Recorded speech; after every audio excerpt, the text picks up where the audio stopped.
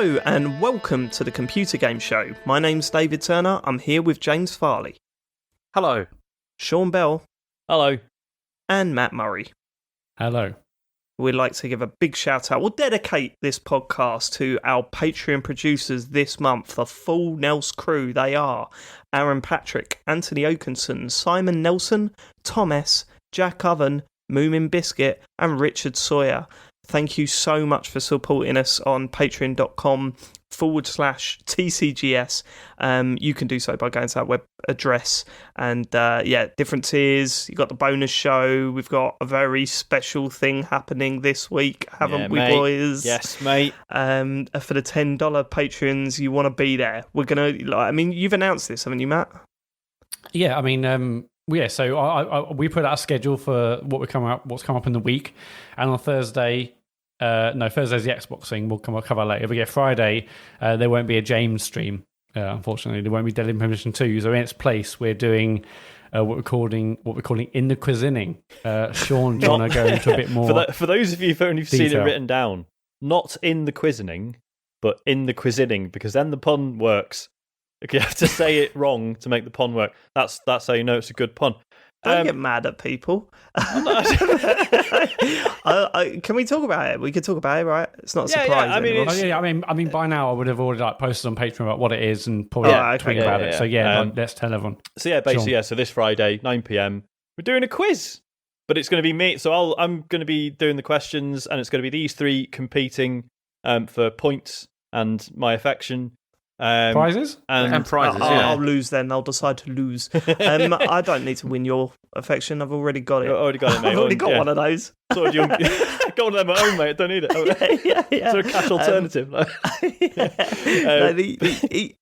You're downplaying it because when we did the test of this, and the only thing that went wrong was the actual recording of the thing because everything else worked perfectly. Yeah. It's more like a panel show, isn't it? It is. It is more like a panel show. It was funny that we had it was really funny, guys. We were so funny. We were funny. But you've done things where we actually write down answers and stuff, and they appear on the screen, but none of us can see them and stuff. Yeah, it's great. Yeah, so you can see people sort of scribbling their answers in as they go and stuff, and it's quite funny. And also cash prizes as well. It's exciting. Yeah, I've got that is being taken out of James' cut of the Patreon money. So thanks for that, James. That was really nice of you to suggest the cash prizes. That's right. Yeah. But yeah, obviously, so yeah, if you're a $10 patron, you can watch that live, or I guess we're going to do the same thing as we've done with the Talks Overs, right? Where it's patrons only for a month, and then and it'll be released to everyone else. Yeah, so $10. Fuck them, make it 6 months. Fuck them. $10 plus. So obviously, if you're 10 and above, obviously you get to watch this live. $5 get to watch it after 2 months. No Patreon, then you've got to wait a year. Forget it. That's what we're doing. I've decided. That's not what we're doing. You get to see it next month. So basically, there will be, maybe by the time you listen to us, there'll be a post on Patreon with details about how to watch it, because it'll be like a private live stream. So we'll send the details for patrons who can access it. So hopefully by now there'll already be information. But obviously you want to be there live. Yeah, obviously there's not going to be loads of audience interaction, because obviously these three should not be looking at the chat. Because absolutely not, no. Because I know you're all going to feed them answers. God, no, I'm not going to do that. That'd be ridiculous. That sounded a bit like a lie, Matt, when you said that. Sean, maybe what you should do... I'm going to win without that. That's the thing, I don't need that. Is between rounds, like when we're answering questions or whatever, you read the chat, and then between rounds, feed us some information from the chat, like little comments from the audience. In between. What I'm not looking forward to is people in the chat pointing out that my answers are actually wrong. I'm looking forward to that the most. That's definitely going to happen. Who won out of the test? I can't even remember. It wasn't me. It was James by a landslide, wasn't it? Oh, I think it was me. Well, it wasn't me. Oh, no, it was James, wasn't it? It was James. Yeah, because he got really upset. That's why I was particularly bitter, that it didn't come out. That's right. But I think it was close between me and you. It was a close second, wasn't I? Yeah. I think I was a close... Matt, when have you ever been close? Have you ever been anything other than last? Let's be honest here. Come on.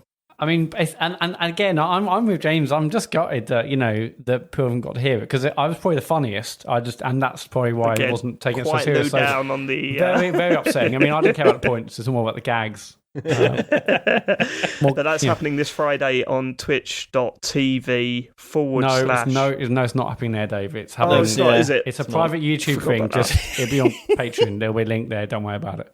But before that, on Thursday, as I mentioned now, we're doing a talks over for the Xbox show. Yeah. I'm not. That is for everyone, and that is on twitch.tv / TCGSK. We'll be live from about 4:45.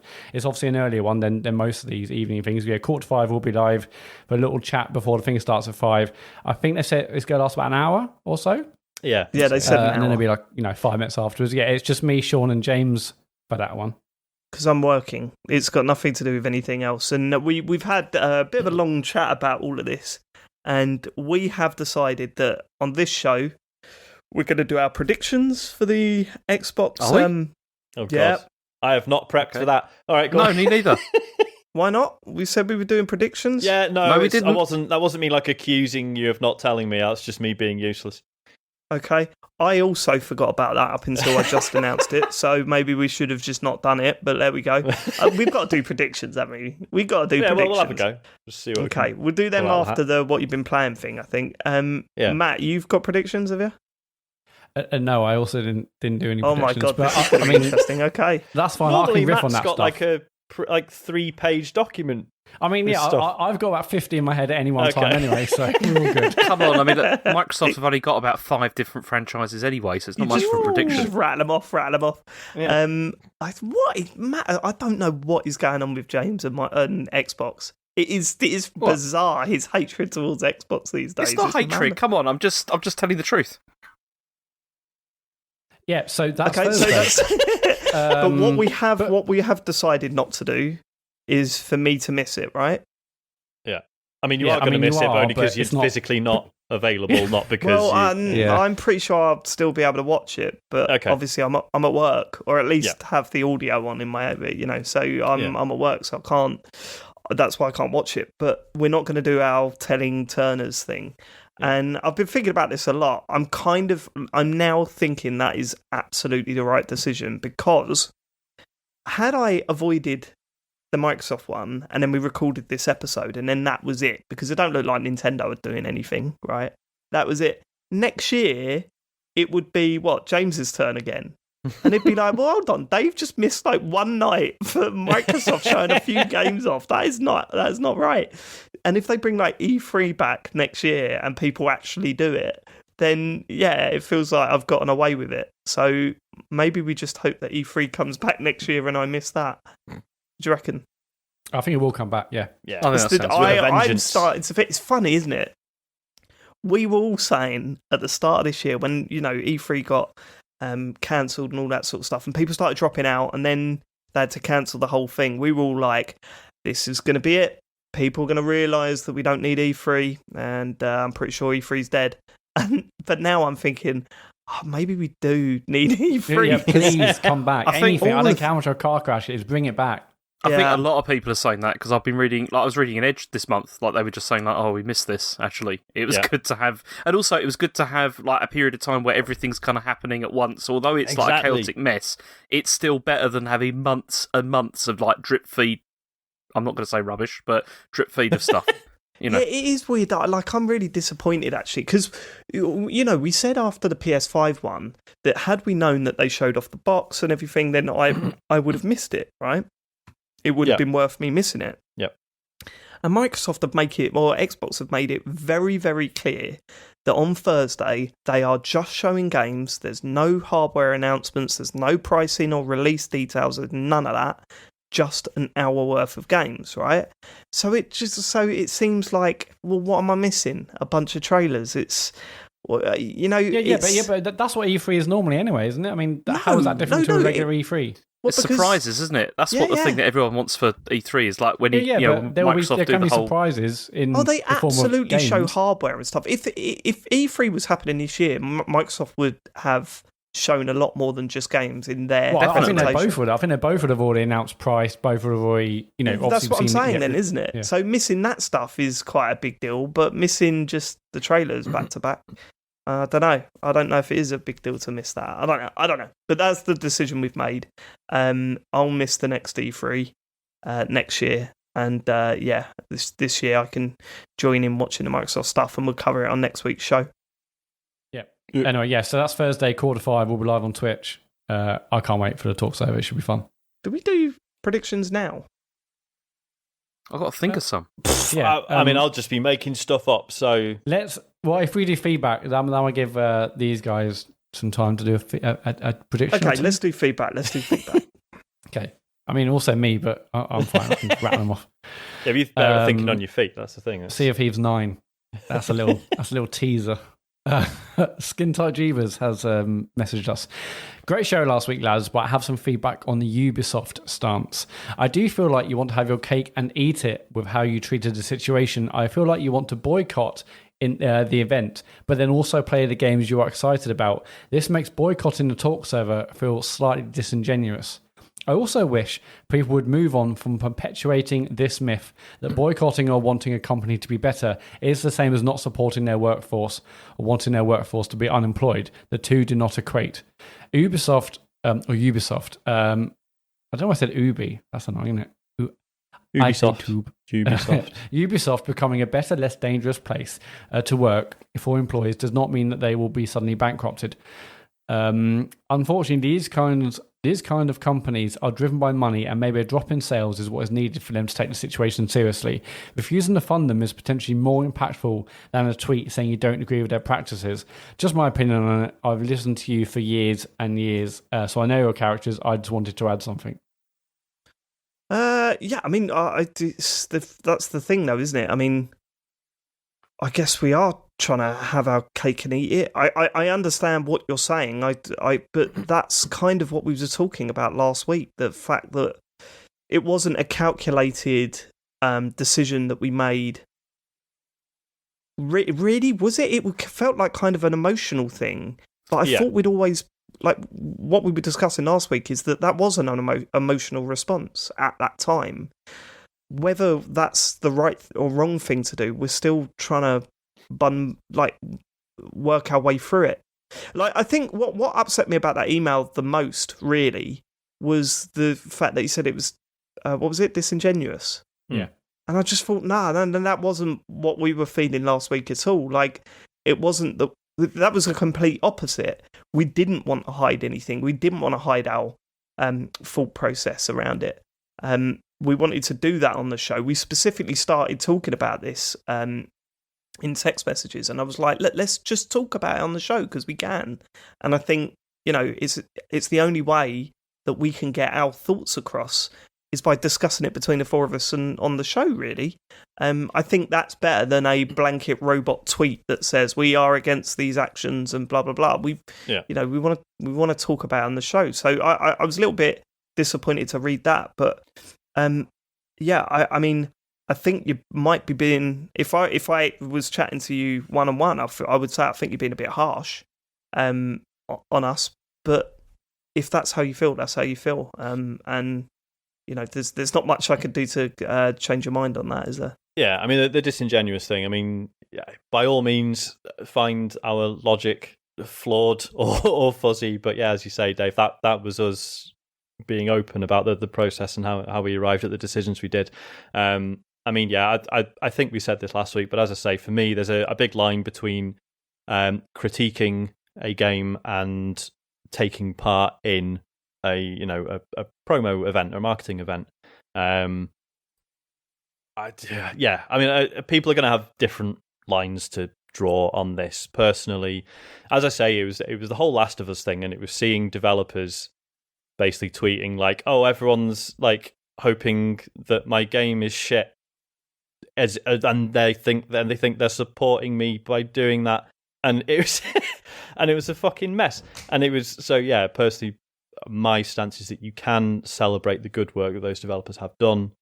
And I understand it's messy because, okay, so I'm saying, we can still critique the games, but obviously having the platform that we do, if I buy an Ubisoft game and I really like it and I talk about that on the show, that's a recommendation to a wide audience, and I suppose you could argue then that becomes a part of the marketing. So I understand that's where it gets messy. I mean, we never talked about our personal stance on whether or not we will buy the games, right? I mean, I've got the easy get out of not really liking many Ubisoft games.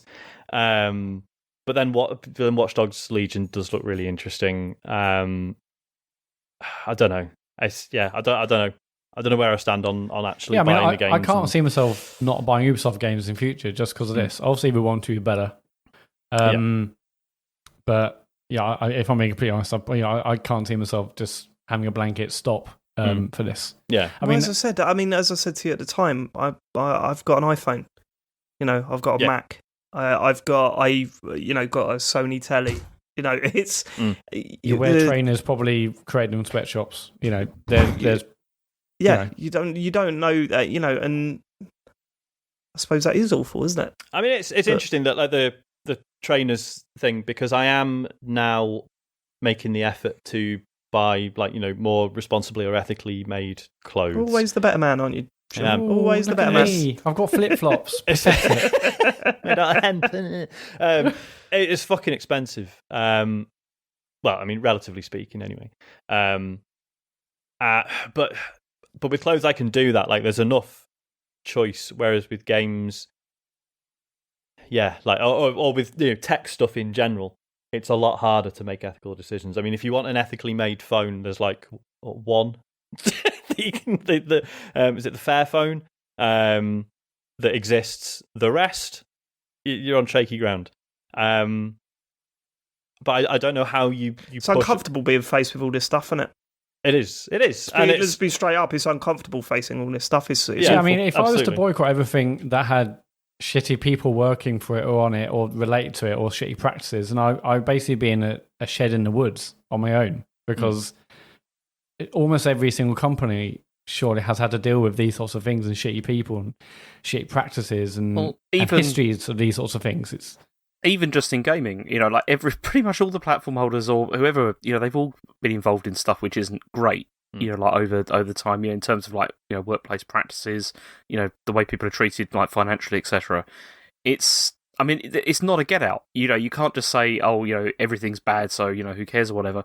But it is very difficult to decide where to draw lines and where to where you're going to sort of. Yeah, it's like the Blizzard Tencent stuff, and everyone's like, this is why you shouldn't take money from Tencent, and it's like, mate, do you want the full list of people who've taken money from Tencent? Like, Jesus Christ. Yeah. You definitely own some Tencent stuff. So So it's like, how do you get other industries to the point where clothing is now, right? Where actually there's like, they are more expensive, but there are alternatives, and it's seen as like a desirable thing. Like, I mean, I think obviously progress is being made. From constant exposure to this stuff. Yeah. And this is why it's good that these things are coming out and they're being reported, and hopefully, and you'd hope they'd be dealt with. And it's going to take time. That absolutely has worked as well. Like, over time. I mean, I was just reading a book which was all about like labor practices in China, actually, and like talking about how in the early 90s when they started building all the factories for creating like clothing and everything, conditions were awful, like really, really terrible. But then there was a lot of like blowback in the West from people that were not happy about labour practices, and it did force companies like Nike to go to them and say, look, we've got to check this and see what it's like. And it's still not great, but it definitely has improved, like over from that time, from the early 90s. It is through just constant pressure with this sort of thing. Yeah. Okay, well, hopefully that went some way to for anyone that was disappointed in what we were talking about last week. Hopefully that goes some way to sort of explaining our thoughts. We're not necessarily going to be agreeing on this subject, but hopefully that shows that we are trying to think about it. Yeah, that's it, isn't it? I mean, as I say, when you get faced with these moral things, it's uncomfortable and it's not very nice. But I'd rather talk to you guys the way we talk to each other about this stuff than try and act like we're being holier than. You know what I mean? Like, we're trying to be like, oh yeah, no, we totally get this. We're totally against this, while tapping away on our iPhones and drinking our expensive coffees and stuff. And you just kind of think, all right. Not Sean. He's drinking water in flip flops. Yeah, he's loving it. He's living a pure life. I fucking hate it. from a spring in his own garden. I'm just so tired 24/7, and I've got wet feet.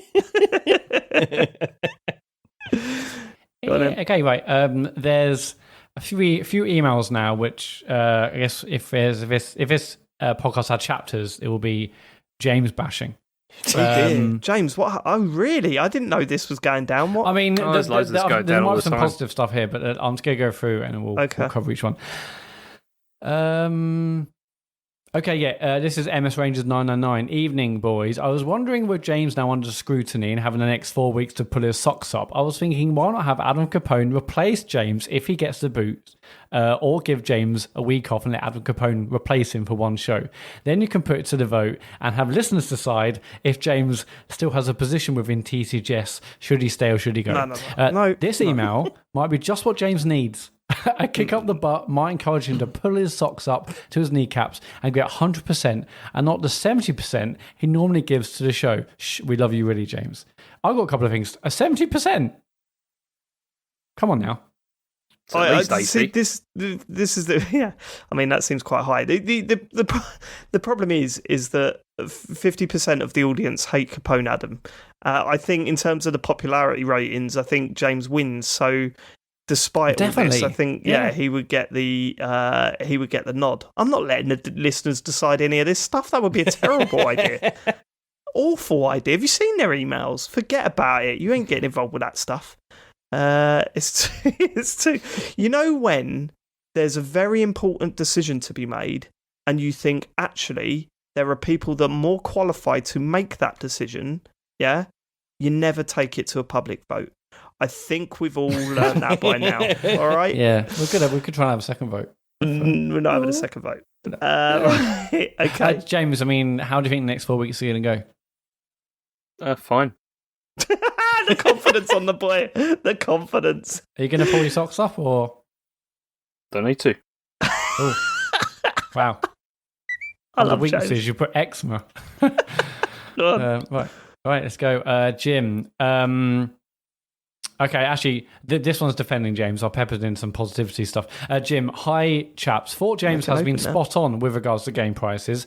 Film studios don't set ticket prices because of a large production budget. It's down to producers, etc., that ensures it stays on track, doesn't break the company, and makes sure there's actually a market for it. The likes of EA and Activision coin it in through various monetization methods. After charging a £50 entrance fee, the day that games are £80 from day one without TAT will be a sad one. If anything, it will surely see sales numbers drop and the internet, in inverted commas, declare releases as flops right off the bat. Jim, it sounds like you're more interested in getting the TAT than it was actually. You seem bitter that when it's £80 without the TAT, then I'll be angry. I want my TAT. Yeah, okay, fine. That's a point of view there, Jim. Yeah, Neil Williams. Only 10 minutes in. Jim put his surname down. No. It's not Jim Barley, is it? On the email, can you check that? I don't know if this is an email or... I mean, I'll have to go back. I don't know if it's Jim Barley. Check that IP lid. Neil Williams, only 10 minutes in, I can't get over James's terrible response to game prices and his knowledge on the cinema industry. And then Neil handily put in a quote from online he found. UK cinemas in 2018 saw the highest attendance levels for almost 50 years. Figures published today confirm. Cinema admissions for the year were 177 million and some other numbers, 3.7% up on 2017, itself a strong year for the sector, and the highest level of UK cinema going since 1970. Ooh. I mean, James on last week's show said, would you say no one goes to cinema or cinema levels are dropping? Yeah. I said cinema levels are dropping, yeah. I mean, go on. Do you want to... Well, I mean, obviously I don't know anything about cinema, but I do agree with Jim. I mean, to be fair, we're on to Neil now. I mean, I didn't think to question James on that at all. I absolutely thought that cinemas would dine on their arse. But now we know to always question James, don't we? Yeah. No matter what he says. Well, come on, you do all the time anyway. Yeah, but why do I do that? Because you've just made a blanket statement about cinema then, and then just said, I don't know anything about cinema anyway. Yeah, but I didn't back it up at the time. I just made it as... He used his professor voice. And says, "Oh yeah, the cinemas are down anyway." So I know. Hang on, is that? Oh, he knows this stuff. He's got. This is the problem. He's not going to be lying. Yeah, because he's got that professor voice. But when he's using that professor voice to deliver anecdotal at best evidence. It doesn't work. Yeah, it falls apart, doesn't it? Yeah. My mate Steve says cinemas are on their arse. Okay, so it works. It works. I assume until he's got Neil the statistics wrote to in. back that up, and I'm not going to See, check. I'll tell you what is annoying about this, right? This week, there was a big story on gamesindustry.biz about how game prices were going up. And I was going to put it in the news, but I just thought, no, I'm going to let this lie now. There's no need to keep on like you really hammering fucked the up point. there, James. Stop stoking the but fires, then, of course, they come in, everyone's got to have a pop. It's ridiculous. Well, hold on. What's your point? We were saying that game prices have gone up, right?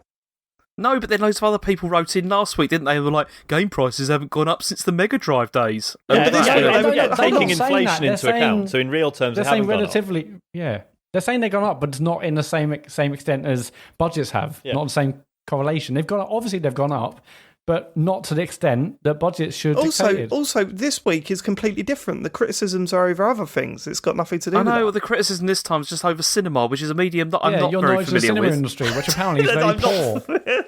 So even though that I'm everyone's not familiar with, but spoke even though with people- authority on.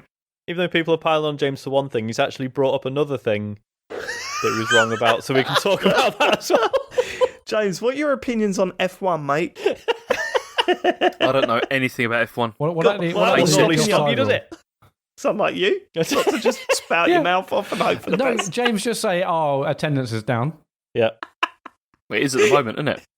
Okay, political. all right. Next email. Okay, let's move on. Okay, let's move on. Matt King, aka Glacier Rays. I searched Twitter and I even checked Discord, so I think I've got in there first to say David is probably confusing Kennington in Southwark. Now, how would you pronounce that? Suffolk. Southwark. Southwark. Yeah. Southwark. Southwark, yeah. Southwark, Okay. yeah. It's fucking London in it, mate. It's bullshit. Okay, Southwark true. between They Elephant Castle take and the Oval. piss out of place names in the north, and then look at that shit. Well, did you notice I that mean, Sean, Sean's is north that's as northern bad as accent? some. That's exactly the same as some place in North. Where I'm like, that's not how you pronounce it. Anyway. Sean, your northern accent just like went up like It's like, yeah, 5 I start points getting then, the rage. when you got defensive. I Yeah. Have you noticed? You know, it's the fucking southerners. Fucking bungle me, taking the bastard. piss out of our fucking place. That's not even, I don't know what that is, Jesus Christ. Let's move on before I offend someone. Anyway, good. confusing Kennington in Southwark between Elephant and Castle and Oval with Kensington and Chelsea, West London. Jobs done. Bruise on Smugglers level 100. And Dave, I believe that was actually not the case. Yeah, no, I dealt with that at the time. If you look at the map, Kensington is near Chelsea. Yeah, the biggest mistake I made was I said that it was near. I said west. It's more west of London, but it might have sounded like I said it's more West London. That was the difference. But if you look, no, seriously though, if you look at the map that they put out and the real map, Kennington is way more to the west than they showed in the map. It's very dull, very boring, but someone stepped up to me and I done them again. And that's what happens, Yeah, it's a real James, shame because when you speak with authority. I met Matt at EGX. It's a real shame we're probably not to see him ever again. So. Okay, well, you Yeah, step. that's Well, all no, right. no, because you'll be in the wrong part of London. Yeah, he'll be in Southwark and we'll be in Suffolk. Yeah, okay, go on. Okay, we're going to end with Kurt Lewin. Have to side with James regarding last week's multiplayer stream. If it were me, I wouldn't download the games until I had confirmation. If I was waiting to hear about which film me and 3 mates were going to see, I wouldn't book my ticket if only one of them had got back to me. Very different, Yeah, Kurt. that's... Right, one of them. Well, okay, I mean, I was going to ask James how much cinema is these days, but I'm not going to bother No, doing that. no But one one of them- fucking one of goes, them's like Matt. a £20 cinema ticket, and one of them is like literally a free download you click once on your phone. Yeah. You know what I mean? Takes a second. So, yeah, it's not, doesn't really, It's not really the same, work. Kurt. James, is this your new tactic? When we're having a What? bit of back and forth now, you just go quiet. Is that what you do? Just let us run out of I don't steam, know what you're... Yeah. wear I ourselves don't know what Switch you out. off. to add to that because there's nothing back I've got to to add, is there? Why would we go back to it? We're We're talking on it about it now. now. What do you reckon? What, you want to do that during the Yeah. what you've been playing section, did I you? was- yeah. With regards to Kurt's point, 20 minutes into the show. Hang on, No, what I are you do believe talking that's about? the case. Did you just mishear something I said? It sounded like you said, I want to get back to that. No, I said I've got nothing to add to that. Oh, right. Why would I say go back James, to it, you You idiot? tell I us, don't- James. And you tell us, James. Why do you just go Changing- quiet, though? That's not what... You can't do that on a podcast. Someone's talking about you. You're just like, oh, no. Okay, Kurt's okay. So he's put in this like what he's got to say. You're all gonna have a big laugh about it and pick it all apart and everything. I've got nothing to add to that, have I? What can I say? So just go quiet. Okay, Matt, can you just mark this down on his 4-week report? Yeah, Please, I mean, just make a note of that because fucking hell, right? That that's doom. going on the Okay, next. That's it for feedback. If you want to leave us feedback or any sort of message, go to tcgs.co/dear-tcgs. All right, what do we do? Do we do news predictions? Very unorganised this week. I think news first. Let's do news because there's loads of Xbox-related stuff. That's true. That'll get us in the mood. It'll get our brains in the mood, going. I think you guys have been using the time I was doing feedback to come up with some choice predictions. Right, let's move on to the news with a special segment this week on cinema. James Farley. Microsoft are going to launch xCloud's like this. I can't speak today. This is awful. This is staying in. Yep. Go on. Thank you. Okay, no so Microsoft are going to launch the xCloud streaming free with Xbox Game Pass in September. With Xbox Game Pass Ultimate, rather. I said to do this, didn't I? Another point for David G. That's not how it works. But yeah, no, this is we definitely discuss this, and it's great that they're doing it. I mean, I knew it'd be an ultimate thing rather than a standard Game Pass because they obviously want a way to upsell people. Yeah, I mean, it's great. So it's going to launch in September. I mean, I'm very interested to see how it works. All games are included, are they? No. It's they're promising 100 Xbox Game Pass titles. A single game. What game was it, Matt? Loco Cycle. Loco Cycle, yeah. The Connected Adventures, but unfortunately, that Disney one. Yeah, that's really high in the charts, actually, Dave. Yeah, I know. I downloaded it and played it the other day. Whew. Okay, go on. So they're promising more. Oh no, sorry, James, this is your go. Yeah, so there's going to be about 100 Xbox Game Pass titles that are going to be playable, and they said they're playable on a phone or tablet when it launches, but then they haven't mentioned what phones or tablets, but I'm presuming that's just going to mean Android phones or tablets. Windows Phone only, James. Oh, yeah, sorry, Windows Phone, yeah, definitely on that. But yeah, why and just also, Android? Because they've already done the beta stuff for iOS, haven't they? No, but they've still got problems with the whole like how many games they can offer over it, because apparently the only way they could get it to work, like to go through Apple, was by offering only one game available for stream rather than all the games. I know it's Apple like just being awful. Basically, wait, they're worried that it's competing with their Apple Arcade. Is that it? Yes, that's almost certainly what it is. Yeah, honestly, which is just ridiculous. The different types of games, they're not. Yeah, completely. Yeah, I don't see any crossover. Sure, what you're doing there is you're not. Apple don't understand games, do they? It's just like, I've never known a company to just completely like misunderstand it. Even every now and then you think, oh my god, they might actually have it, because Jesus Christ, they could have made so much money out of the gaming market. Yep. Especially with their Apple TV stuff. I know, like when they keep saying we're doing games, okay, this is a time. Like when they announced our controller support on iOS 13, and when they relaunched Apple TV a few years ago, it's like, okay.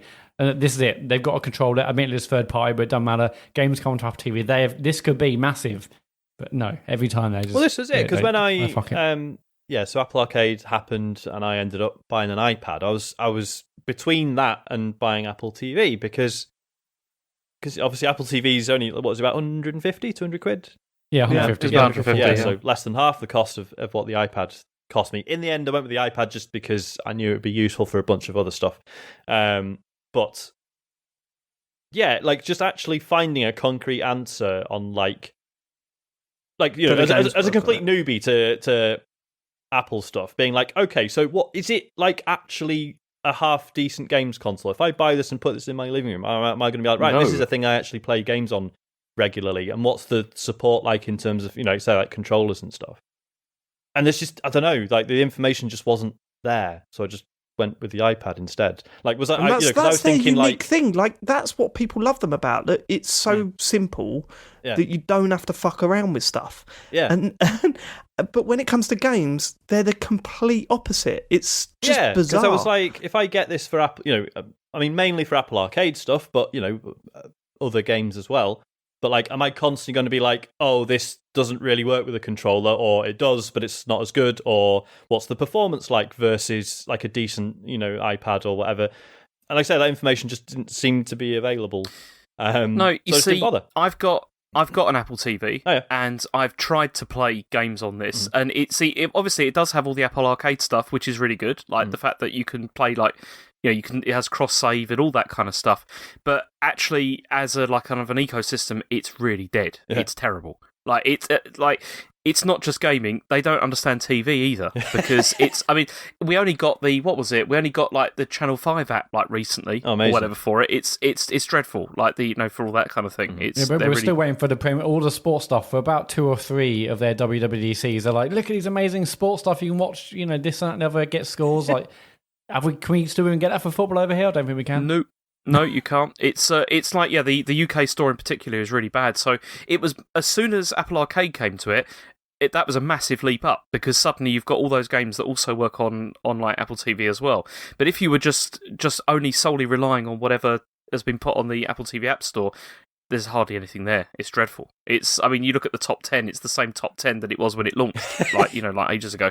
It's. But having said that, although like obviously they've been, they've kind of screwed the iOS testing because they're limited to one game. I think Microsoft will just do whatever it takes, if it means paying loads of money, to make sure this is obviously parity with Android. I mean, they're not going to miss out on like 1 billion devices. It's just silly. It'd be so good as well if they get it on this. I mean, even if they got it on Apple TV as well, because then you could use it as like a streaming box, to stream like xCloud stuff. That'd be brilliant. I'd love that.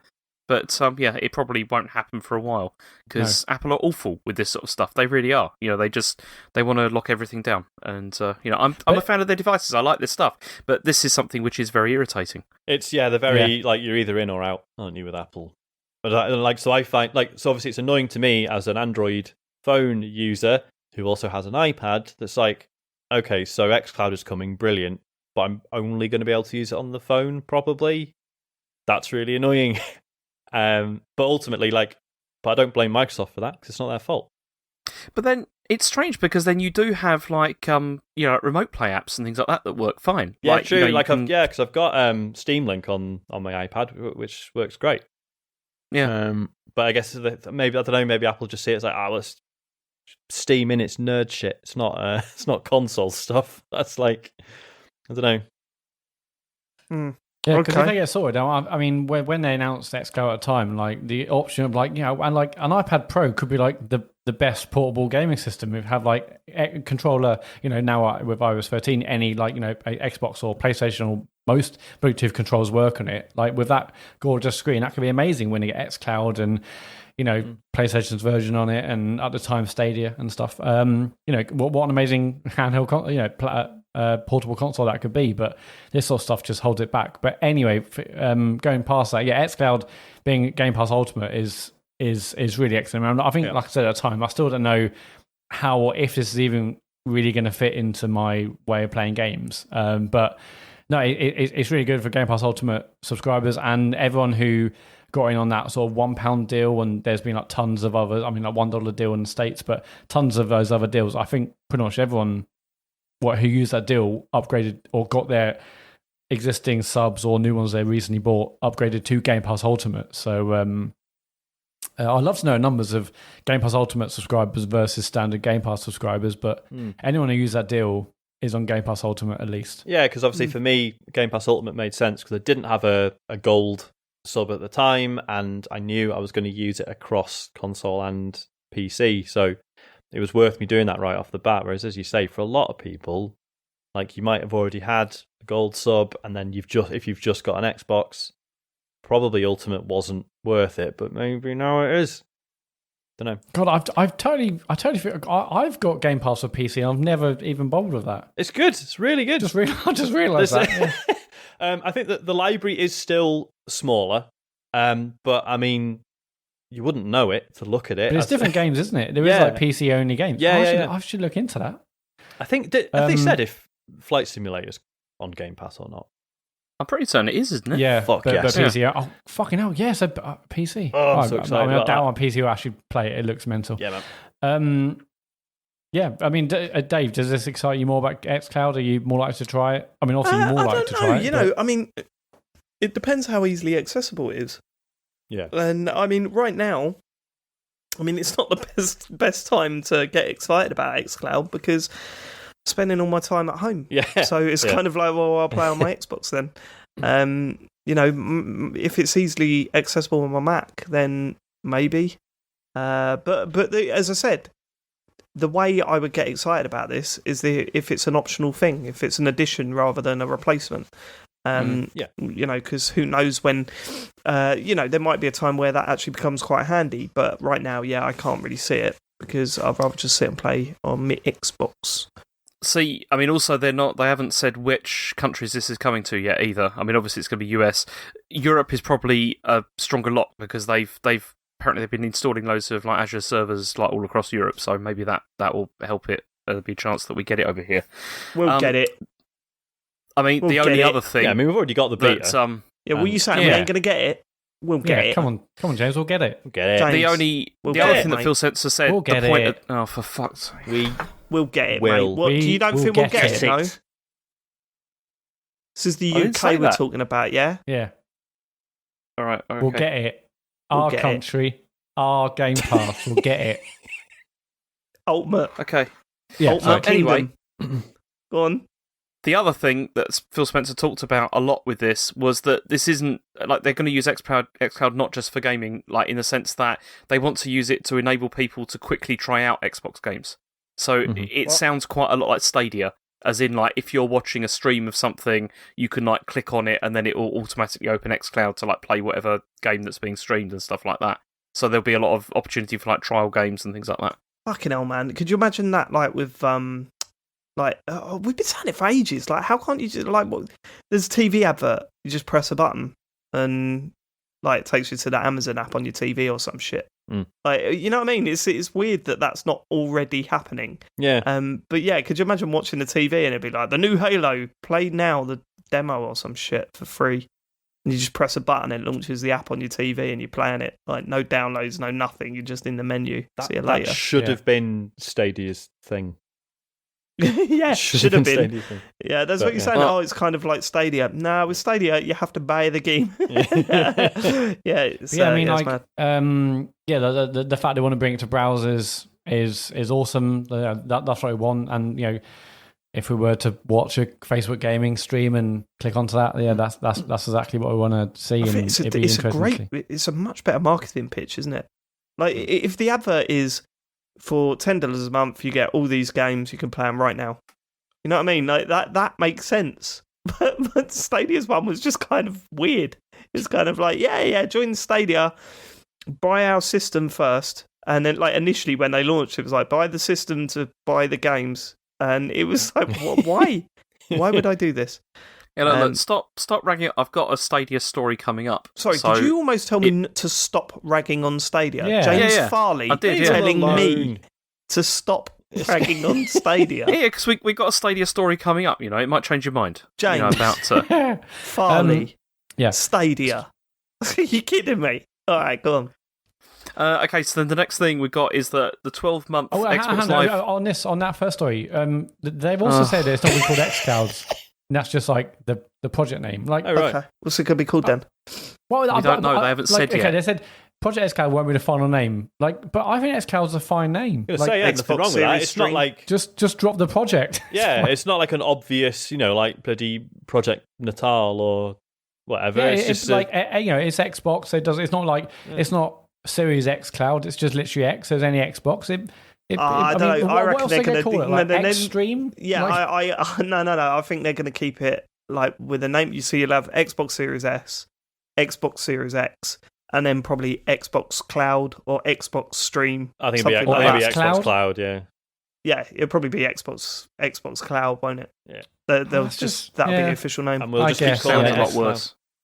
Yeah, xCloud's a fine name. They will. People will still call it that, but can't tell us when what it's to do. When it's listed out on, because the advertising campaign is not going to be, here's the Xbox Series X, buy that. It will be Game Pass Ultimate. You get all this stuff available on Xbox Series S, Series X, and Xbox Cloud. That'll be the advertising. That'll be the move, I think. I'm a genius. I should have your job, Matt. Take on. You're welcome to it. That's what you do, isn't it? Right, Pretty much. go We're on. probably better than that. Go on, James. Okay, so also the 12-month Xbox Live Gold subs have been withdrawn by Microsoft. So they've kind of quietly withdrawn these, and you can still get the single-month and 3-month ones, but the 12-month ones are gone. But then Microsoft have announced that this change they've taken the decision to just delist it. So it's not like an accident or anything like that. It's definitely happened on purpose, but they haven't given any reason specifically why they've done it. Presumably, this is because I think they're going to announce changes, aren't they, to all of these services? Do you reckon? I was wondering if they just want to push people towards Game Pass Ultimate. Yeah. It makes it a little bit less confusing, doesn't it? Yeah. Yeah, definitely. This is their service. This is instead of having to raise the Xbox Live Gold service.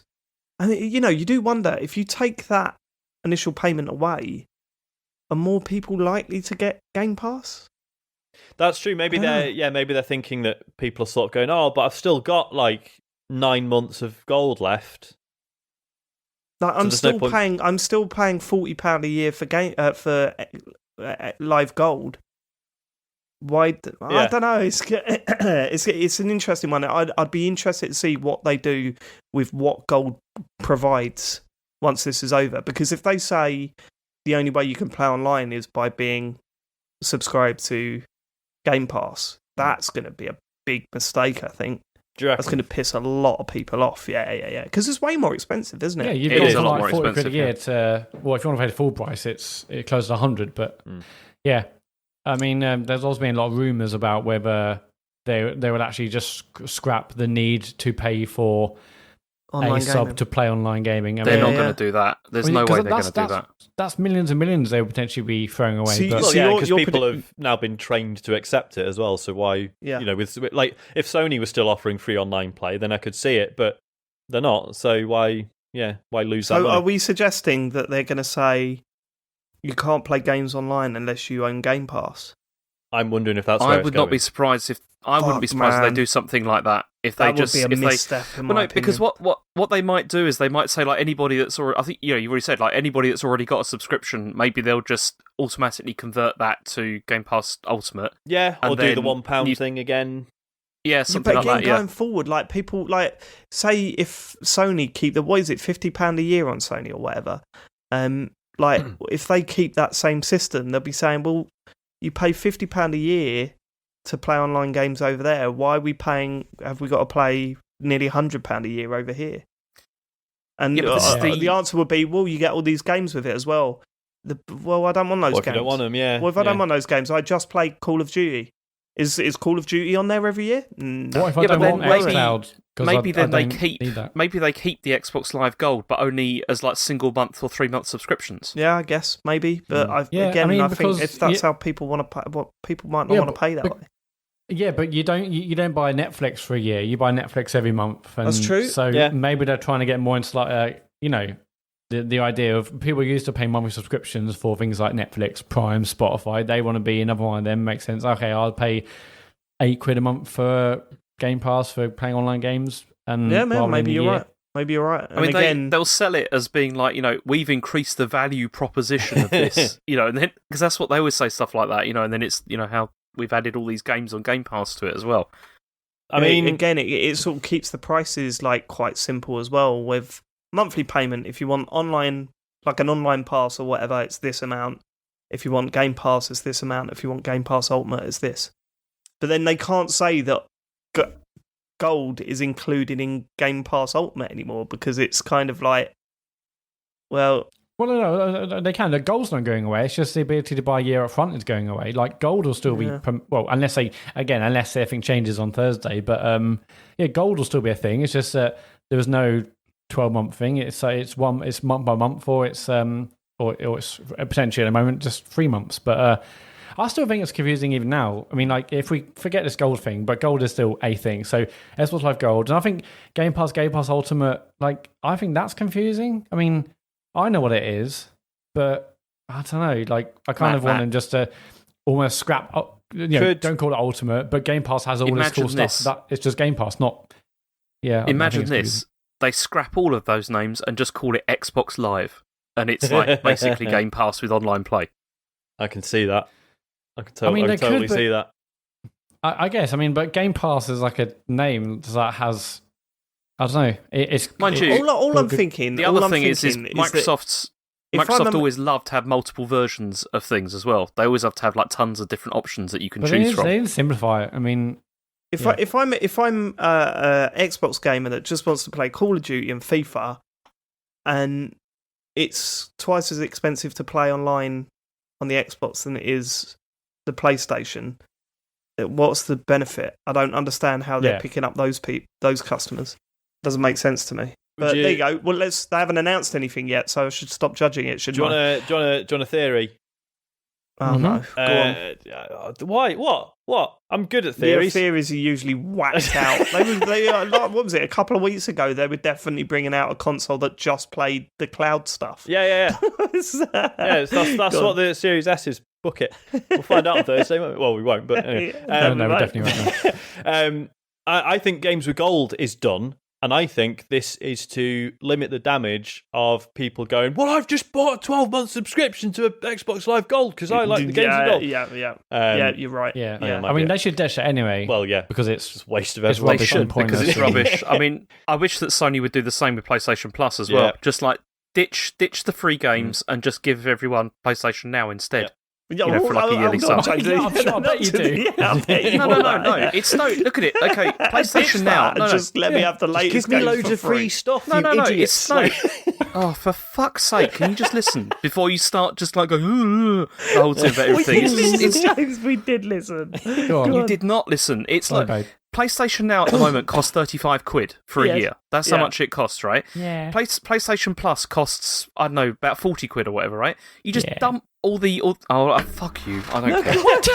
I understand what you're saying, James, because basically at the moment there's no real parity between the two, is there? The offer's completely different with PlayStation. You basically, if you want PlayStation Plus and PlayStation Now, it costs you a lot more than Game Pass, or quite a bit more than Game Pass Ultimate would.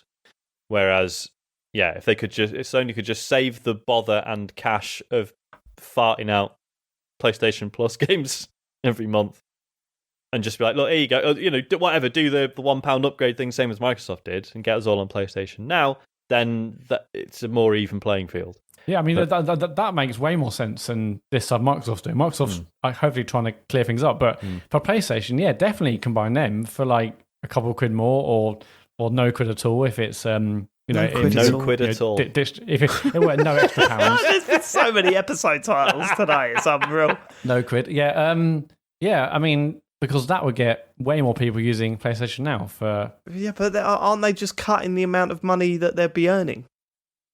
Maybe. Plus, like with PlayStation, well, no, I mean, I if you don't look get... at all the data from Game Pass. I feel like... the data like the devs and Microsoft said, like, the game sales have gone up and people buying those DLC and devs saying... No, but you're asking... No, never mind. Look, this is a pointless conversation. It's based on nothing. You're asking them for them to drop one charge. Is about, Dave. So the people that are signed up for both services currently, they would get that, but for way less. Why would they do that? They would do what Microsoft did, and they would just combine both of the subtimes, and now you've got but as you say, thing for like 2.5 years or whatever. Yeah, but Microsoft's one is like £100 a year or whatever. How much is PlayStation Now? I mean, there's been loads of massive reductions. I think I've seen it now for like £50. I don't know what the actual official price is, but I've definitely seen it cheap. It's £35 for a year. I've already said so earlier. No one listens. Sorry. £35 for a year. I don't trust your information anymore. I don't know. We'll see. It's again, all this stuff is really interesting. It's going to be a strange generation. We're not going to hear about this on Thursday because they said it's just games. So yep, we're not going to hear about any of this stuff. This will all be the big August thing that everyone's hinting about, isn't it? Like, look, we've already upset James, and now you're spoiling the news. What? The Microsoft resetting expectations ahead of it. That's the next story. All right, go on then, James. A sweet transition for you there, Sam. Well, I was going to scrap that one anyway because you already mentioned it in the feedback, so it wasn't really worth going Stop to it. Stop throwing your toys at you, Pram. Go on. Let's do it. But they have officially discontinued the Xbox One X and the Xbox One S all digital edition. Okay, so it wasn't the story? What was the next story? No, the next... What's going on? Let's we'll go on to this one and we'll come on to the expectation one after. Okay, James, you all right? Yep. Okay. So anyway, they've cancelled the Xbox One X and the Xbox One S all digital edition, but they're keeping the One S around after this. This is much sooner than I thought. Yeah, it's weird. I don't know if it's. I can understand taking out the One X because obviously it's no longer the most powerful console. There's still going to be obviously it's to reduce confusion, right? People walking into shops. Hello, I want an Xbox. Well, which one do you want? There's fucking 5 of them. I want the X, Series X or One X. Exactly. Totally. Yeah. So fine, I get that, but why is the One S all digital dead, but not the One S? Right. Okay. Because they're just copying Apple now. Okay. Like you look at what they do with the iPhone. Yeah. You've got the Pro model. You've got the sort of more easy to swallow price tag model, and then you've got the really old one that's just repackaged for people that really just want to whatever. Okay. I'll just buy whatever. I don't care how good it looks or anything like that. That's the One S. That's going to be the One S. That's going to be insanely cheap, and it will run, the streaming stuff. It'll also run some of the old games for a few years. Not the old games. It'll run the new games for a few years, but a really low, performance rate. Yeah. And I think this is kind of why they're so upset. I mean, I know there was that weird quote from Xbox this week saying that they were going to support third-party companies that want to sell next-gen only games. Is that correct? Yeah, that's that was a strange confusing thing, yeah, because it kind of goes against the whole thing. Yeah, but I think the reason why we've seen comments with them being against that is because they intend to sell that S version at a very low price and say, look, it still runs most of the current games, these new games, still available on that. So and it's a 4K Blu-ray player. Well, that's it, isn't it? It's got that physical one, so obviously there's been tons of rumours about the price of the Series X, and for $499 has been banded around £400, but imagine if that is say $400 or $499. The rumoured Lockhart one is say $200, and they make this like a crazy £99. Yeah. Or imagine like £99 or maybe $149 with like a year of Game Pass or something. That could fly off the shelves at Christmas. It's this console still playing the new games for another couple of years as well. Mm-hmm. Game Pass machine, as Sean said, 4K Blu-ray. But also as we said privately, and as we said when they were about to announce the digital version, if this is a crazy low price, they'll actually go fly off the shelves, and it wasn't really. It was only slightly cheaper than the standard S at the time. But once again, they have a big opportunity were they to make this £100, £150, and it could look amazing as the 3 different price points: $499, $299, and then $99. It'll be amazing, but who knows? But either way, this is happening way sooner than I thought. I mean, obviously they said we're going to support these consoles for a couple of years. Well, at least a couple of years they won't make exclusives. I think that's the quote. But I didn't expect that this happened really this soon. But it definitely makes sense, the whole One X and Series X thing. Absolutely, it's funny, isn't it? Because obviously, we're always stunned when suddenly there's a news report that like a console you thought had been dead for 5 years has stopped production, and you're like, what? Who's still buying those? But because the leap between console generations is usually so clear cut that it's like, okay, so the PlayStation 2's been out a while, PlayStation 3 comes out. Yeah, there might still be people who choose to buy a PS2, but the difference is so stark and obvious that probably no one's going to walk into a shop and get confused by that. Whereas now that the generational leap is not really a leap, it's all a bit wishy-washy, and it becomes necessary to very quickly be like, right, no, fuck these two consoles off, get them out of the way, like they're not part of it anymore. It's just interesting. You want to buy an Xbox for your kid? You want them to play the new games coming out? Yep. They haven't got a 4K HDR TV in their bedroom. You know what I mean? Then you might as well get an S for £100. Makes sense. Yep. Or a Series S if you think that's what they want. But yeah, it just just prevents confusion, doesn't it? Ultimately. Yep, for sure. But if they are keeping us around, then the rumours about them, having a Series S, that is also confusing. 1S Series S, so maybe obviously true. that won't be the name at all, or that is maybe coming they'll rename it. later. As we say, like you look at the iPhones currently, you can buy an 11 Pro, and an SE, and an XR. Very different names, but the SE is essentially a iPhone 4, isn't it? And the XR is essentially a iPhone 10. Yeah, 6.5. So it's kind of like, it's what they're doing. It just seems like Microsoft or Xbox is copying that, which really kind of makes sense. Totally makes sense, yeah. If they do have us a really low price, because if it's still £200, that's like it needs a one. Now. That console's been selling for less than that currently, so. They can't go in with a price point for £200 for the. Imagine it's £99. That'd be insane. Yeah, thing it is, would be though, insane. it's like the phone comparison sort of falls apart a bit, though, doesn't it? Because if you buy a 1S now, how many years of playing new games have you got on that? You got 2 years. So that is like a.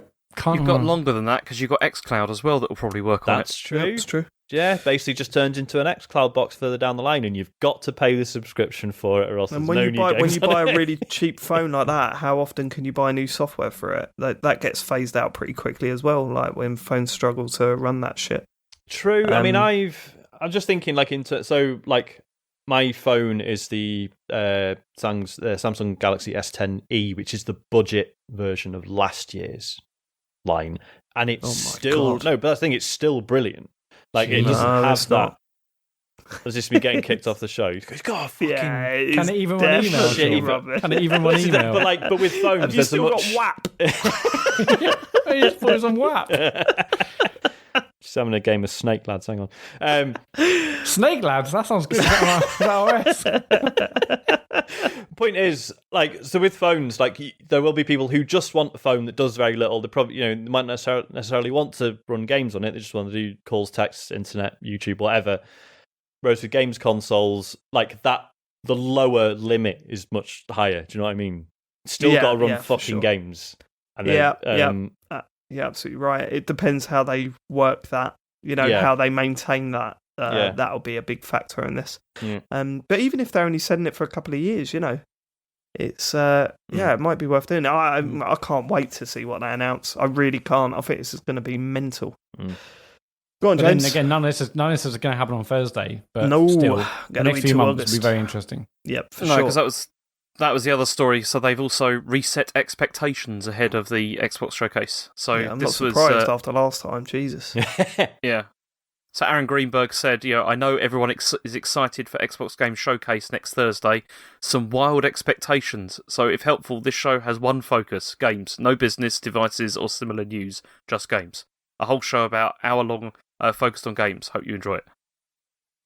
We better fucking enjoy it because they need to come out big time, don't they? I mean, they need to go. Halo's different now, and this is why it's cool. Here's a bunch of games that you've never even heard of before. That they look cool, and those old games? They're coming back, and not only that, they look really good.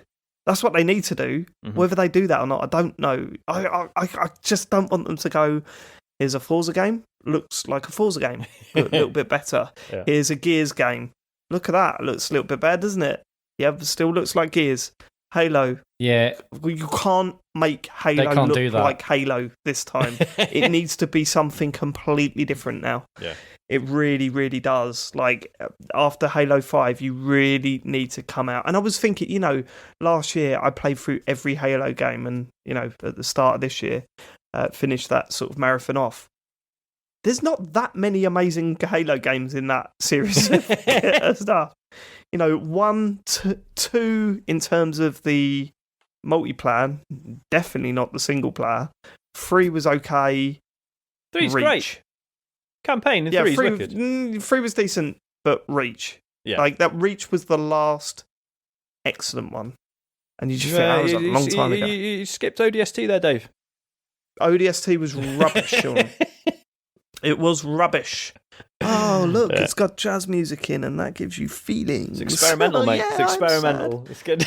Experimental. It was bits chopped out from previous Halos, stuffed together with some jazz music and a town. Exactly, mate. Exactly. It's awful. That is jazz, mate. That's how it works. It didn't even have its own multiplayer, did it? It just had the Halo 3 multiplayer. Oh, God, just that's right. attached I mean, to yeah, it. it was just on the box, wasn't it? Also includes what a the mess. multiplayer from the last game. And that's In terms of Halo, I think there's a Phil Spencer quote in the last couple of days where he's talking about it and saying, and like the words he's using that kind of implied that it would be more of a platform than a single game. I think they said something along the lines of 343 thought you were gonna say learning platformer from. It's more of a platformer, a side-scrolling platformer. Is that Alex Kidd? I'd play Yeah, that. you have to Master collect Chief. different Cortanas. And once you get 5, you unlock No, you're collecting Halo rings, surely. yeah. So basically, he said that 343 have obviously learned a lot from the Master Chief collection and what that does, and the fact that people can go to one place for all these different experiences and different games and whatnot. And that, I mean, at least on the piece I read, I think on gamesindustry.biz or somewhere, that it implied maybe that it's more of a platform rather than Halo 5, Halo 6, Halo 7, whatever. They've also said, I think it also backs up rumours that people have heard or, whispers in the industry that the multiplayer will be a free-to-play thing, a standalone thing, a bit like COD Warzone. Again, hopefully we see this on Thursday. It's good they've, managed expectations. The last thing you want to do is go in, expecting, prices or release dates and other consoles and stuff. It's good, just games for an hour. But as you said, Dave, I mean, I loved Forza Horizon, the most recent one. Obviously, Halo, I'm a big Halo fan, and Gears 5 was amazing. But I don't just want a new version of them. Like if they do that, I think I would say they fucked it basically. Yeah, big time. I was thinking about this morning, like obviously when we were waiting, when we're a few days away from the Xbox One unveiling, all we said at the time is, okay, the 360 is amazing, just make a better 360. And obviously they didn't do that, and they, if the entire generation changed in one event. I mean, they're not in that good position as they was then, because they haven't got a hugely successful console as they did with a 360, but they're obviously making loads of big moves. But this is massive. If they and they know that, because they know the Xbox One was just killed with that first unveiling. So they know if they nail this, that sets the tone hopefully for the generation. If they don't, then my God, also, it's important to know we really praise Sony for their showing. Yeah, it was so good the other month. It was, but how many of those games are launched? Like, what are they going to be selling that system with? Well, that was arguably the only weak thing about that thing. But about the half pace, the games what are on they showed, PS4 as well.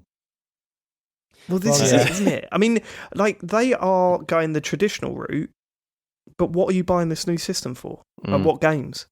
And when Microsoft can go new Halo, new Forza, day one for this new system, right?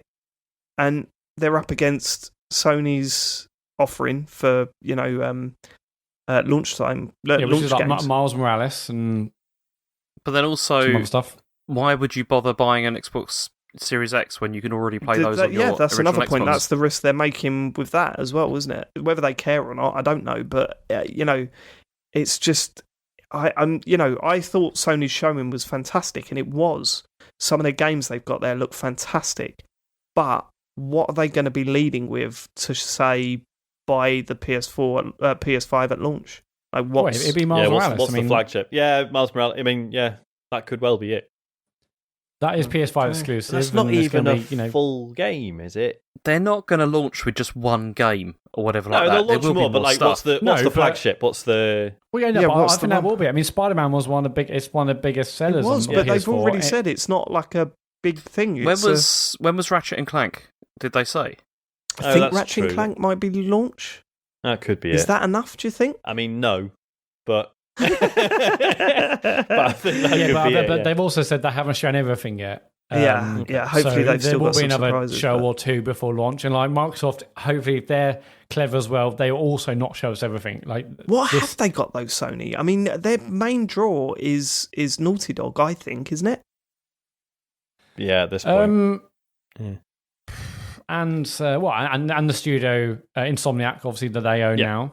So they're doing Ratchet and Clank and Spider-Man. But yeah, Naughty Dog is a big one. And I mean, they've got how many? I'm just having a look. They've got 1, 2, 3, 4, 5, 6, 7, 8, 9, 10, 11, 12. They've got 14 studios. Okay. At the moment, which could all presumably be working on stuff. I mean, you've got Sucker Punch, which have just brought out, Ghost of Tsushima. Yeah, so they've probably not got anything. Yeah, I mean, you've got Japan Studio that have been working on that, the built-in game, isn't it? That one. Insomniac, obviously, are working on... But hang on, Insomniac are working on 2 things, aren't they? Yeah, because they've got Spider-Man and Ratchet. Yeah. Guerrilla Games will be working on... are we going through all of them? Do you want me to? Or not? Not bothered, no? I'm fascinated to know what their launch lineup is going to look like. It doesn't matter. It'll could be absolutely so gangbusters because it's another PlayStation. I think you put too much faith on that. I think the price is going to be a big thing. Price is going to be a big thing. It's going to be a huge factor into whether people take to this. It will for a lot of people, but also they've got 50 million extra people. A big percentage of them won't care because it's the new PlayStation. Yeah, and to be fair, a lot of those... They've got 60 million head start. And we've seen what PlayStation fanboys can be like. You know, when the PS3 was around and it was like, well, of course it's more expensive, it's better.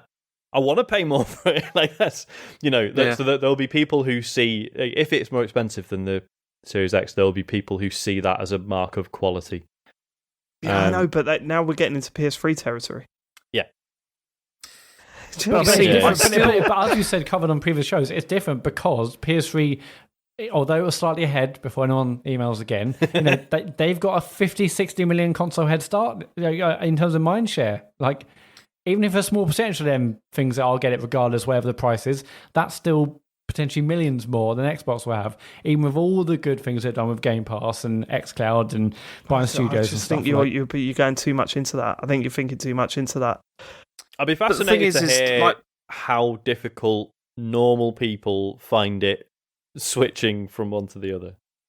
Do you know what I mean? Like, for me, it's not a huge deal because... But yeah, everyone did it with 360 to PS4. Well, yeah, true. Yeah. Well, not everyone, but a lot of people they figured it out, didn't they? It was it clearly wasn't too big a leap for a lot of people. Well, it feels like we're going over old ground. So let's cut back from this. Move on. Let's James, next news story. Well, the thing is, I mean, Sony are pretty confident because they've apparently increased their PS5 production to 10 million units by 2021. Okay. Which is weird because they reduced it to 6 million. Because they showed the ugliest console ever seen. Which is weird. There isn't actually enough space on Earth to contain that many. Yeah. There's not enough plastic to go around. Yeah. Good. Yeah, so they cut the numbers to 6 million earlier in the year, like in April, and now they've increased it again to 10 million. So, I mean, that indicates people need room. I think we've gone from sort of anxieties around COVID to everyone's really bored at home and they're actually buying more game stuff now. Yeah, it's probably that. Definitely. Yeah, but then you've got to remember that now that's fine, but we're going to go through a massive economical recession. Yeah. So, a few months, let's see where we're at. But I mean, I always think the biggest risk with being so confident early on is that you don't know any potential faults in the system. There's always faults in launch systems. There always is, and there's a percentage that is already accounted for when it comes to potential faults in the system that's picked up during mass production. It's a bit of a risk making loads of potentially faulty machines. You know what I mean? I think that's why they made it the size of a house because, this thing is not going to overheat. I will guarantee you that. It's the Xbox One strategy, isn't it, that Microsoft did? I mean, that machine was massive as well, wasn't it? Yeah, it was ridiculous. VCR. Yeah, I've never really understood that as well, because if you look at the heating cooling system of the Series X, right, it seems like it is dragging air from underneath, blowing it through. It's like a big wind turbine, and it blows it out the top. So we want a chimney, basically. Yeah, which is fine, but surely if you're bringing in like air from underneath, aren't you dragging in dust as well? Where's that going?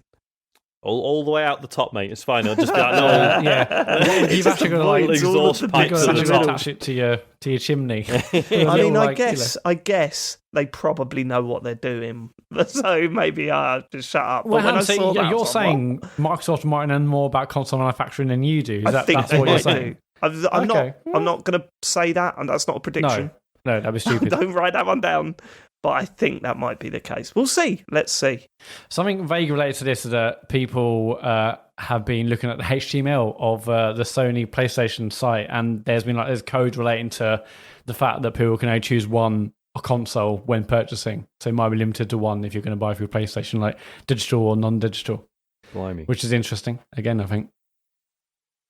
Just me and him. James. What, do you want me to comment on that? No, you can move on. Okay. So Metacritic are delaying user reviews to ensure that players have time to play before submitting their opinions. So they're implementing a 36-hour delay to these reviews to make sure that people actually play stuff before they... I mean, that's not going to make any difference. People are still going to... it's just delaying 36 hours it's with shitty It's just delaying the hate. Yeah. Yeah, it's that launch window of people going, I wonder if this game's any good. I'll Google it. This Metacritic website says that people who are currently playing it hate it. I mean... And why 36 hours? Make it a week. I was going to say, I assume people spreading shit all over Metacritic is, a big generator of page views for them. Because, I mean, honestly, why have that function at all, if you ask me? Yeah. I'm not saying that normal people shouldn't be allowed an opinion, but just the way that tool has been used or misused, why would you have it? Same as like Steam reviews as well. Steam reviews and just comments on any article or review ever. Like, I understand why they're there, and it's not because, look, we put a comment section on and people can have really insightful, interesting discussions. I think it'd be a useful tool. No, it drives clicks, doesn't it? Because obviously every time you're posting and you're reading comments and you're getting angry and you're replying to other idiots, you're still looking at the page. But this is why Twitter hasn't bothered like fixing any of this stuff, because they know hate generates engagement. Exactly. So why would they do that? So I understand why they wouldn't just get rid of it entirely. But it's almost the 36 hours. It's like they've tried to find a sweet spot between not letting people immediately shit on the game. So publishers are like, right, cool. So that release day, we can go, hey, everyone, look at Metacritic. There's no, people haven't been spraying shit all over it yet. But also, if it was like a week, people would probably get bored and wander off and not bother. Well, that's good, isn't it? Well, no, yeah, that's what I mean. Maybe they're doing them a favour, aren't they? That's what I would like, but Metacritic still do actually kind of want people to show up and submit those reviews, don't they? So they're giving them 36 hours to more sort of eloquently express their hate, for something. To really pen a really good one. Yeah. The thing is, like, 36 hours is a weird one because, in 36 hours isn't that long. It's not even 2 days, right? But by my calculations. And so if really people playing it day one or day two, they're the ones that aren't going to be reading these reviews and they'll play it. But if you're like a regular, if you're a regular, not someone who's on, say, gaming forums and Discords every day, and you're like a regular person, I'll pick this up in the next couple of days, you're still going to be seeing that stuff when you play it. It's like, really, it's only what I would describe as a hardcore who will be playing it day one, who aren't going to be seeing that stuff. I mean, I don't know. Does that make sense? The first 6 hours isn't long enough. Like most people who are just like regular customers will still be seeing that shit. When they're playing. Yeah, I guess does that make sense? Yeah, I don't know. I know what you mean. I think they've set. Like I say, I think they've set that limit to just sort of clear release day, and that's it. But as you say, I think obviously most people are still gonna gonna see that shit. I agree, Matt. It's a weird one. Yeah. But let's see what it does. I guess that's all we can do. We ain't got a fucking choice in the matter, have we? Okay. Next story is that Swery. What? Nothing. No, that's fine. Crack on. What do you want me to do? I mean, do you want me to do the next story now or not? Yeah, yes, now. Okay, so Swery has apologised for depictions of transgender individuals in Deadly Premonition 2. So, I mean, the feedback for Deadly Premonition 2 hasn't been entirely positive overall. I mean, there's all like the frame rate issues and all that kind of thing, but also, yeah, some of the depictions in it are a bit off. There's like, there's multiple characters that like dead name transgender characters, and they use incorrect pronouns as well. And Swery has responded this with a statement. He said, "I realised by pointing out from my friends, I might have hurt transgender people in my scenario. It wasn't intentional. I'm really sorry for that. Some scenes will be sanity checked by a team that includes diversity, and I will rewrite that scene ASAP." I mean, he hasn't said how many scenes they're going to need to be rewritten or which ones, but presumably that will happen. But I imagine that will probably take quite a long time. Is it that bad? To do that? So, I don't know. I mean, I've not played that far into it. Stuff, no? Not that stuff, no. I mean, there's a few bits that you're a bit kind of like, yikes, Okay. you know, like in terms of like how people are presented. But yeah. I mean, and like fair play, Swery. Like this is again, it's just always nice to point out that this is all people are asking for when people kick off about this stuff. Like the guy said sorry and he's going to fix it. That's it. Brilliant. Job done. It's like when the other week when there was the, from the PlayStation one, there was that, was it The Devil Inside Me? There's, sort of depictions of those, I can't remember what were they like? They were basically, they looked sort of stereotypical sort of African tribal sort of features to their appearance. And that's right. And it was pointed out, and the devs just said sorry and they've changed it and we've moved on. And it's like, that's all people really want. Like, people who sort of roll their eyes at people complaining about this stuff think it's just this sort of never-ending hate thing. And it's like, no, just people are just asking you to fix the thing and make it less shitty and to not make people feel excluded by it. So yeah, fair dues. Yeah, the only way we're going to get a grasp of this is educating and exactly. readjusting. Yeah. So, and if that's what's happening, then that's good, isn't it? Yeah, totally. I mean, because obviously, what's interesting is that because where he admits, like, English isn't his. I don't think he actually speaks English, does he? I think this apology went through Google Translate. So obviously, when stuff like this comes up in games, you sort of think, well, obviously, it's not good either way. But then also you have the questions like, well, was it intended, or was it, someone who did the localization maybe took liberties or misunderstood something or whatever. Yeah. There's all sorts of layers to it. But yeah, so the fact that he's just gone, no, sorry, I'll change it. Great. No attempt to sort of be like, that might not have been my fault. What I was saying was this. Any of that. No, it's just fully fuck you, I ain't changing it. This is art. He's supposed to misunderstand it, Yeah. And obviously those things, you can theoretically put those things in a story. There's a bit in... yes, you can have a character in a story that does that stuff. Yeah. But if the point there is needs that they're to be... Yeah. Yeah. Because there was a big hoo-ha around... so I shouldn't say that's like being dismissive of it, but there were complaints around Red Strings Club, because that has the dead naming of or outing of a trans character. But then the devs were like, hello, one of our devs is trans, and they were fine with it, and we checked, and it's sort of, I don't know. That's always a risk, though, isn't it? Because it's kind of like one person doesn't represent every person. Oh, no, absolutely. Yeah. That's I mean, that's bad. Because as I was saying, I was racist in it, but we have. Office, and they're fine with it, so don't worry about it. One of my mates is black thing, isn't it? Yeah. Exactly. Yeah. So, no, Jesus. totally. I think it was that the. Was it the transmember staff had actually written it? I can't remember. But I remember basically everyone being like, okay, no, fair enough. That doesn't matter. But yeah. Yeah, I mean, but this, I mean, I find it impossible to think that how can this not be caught? I don't know. Well, yeah, true. Like offering like localization as an excuse. One person. Like offering localization as an excuse just means actually there were more eyes on it, and actually more people should have caught it. There's writing, localization, testing, all. I don't know. It's a bit, but the important thing is that there's been an apology and they vowed to fix it. Yeah, that's all we can ask really is at this point. Okay. There's also been a Nintendo Direct today. Well, a Nintendo partner direct. Or What whatever. the fuck? Right, okay, forget the directs, right? What are they playing at that lot? What are they playing at? They're having a year off. They're like, brilliant, Yeah. COVID's happened. Yeah. But wouldn't you just say that? You can't say that we're taking a year off, but clearly they're like, this is a great excuse. E3 is cancelled, tick, COVID, even better. See you boys in 2021.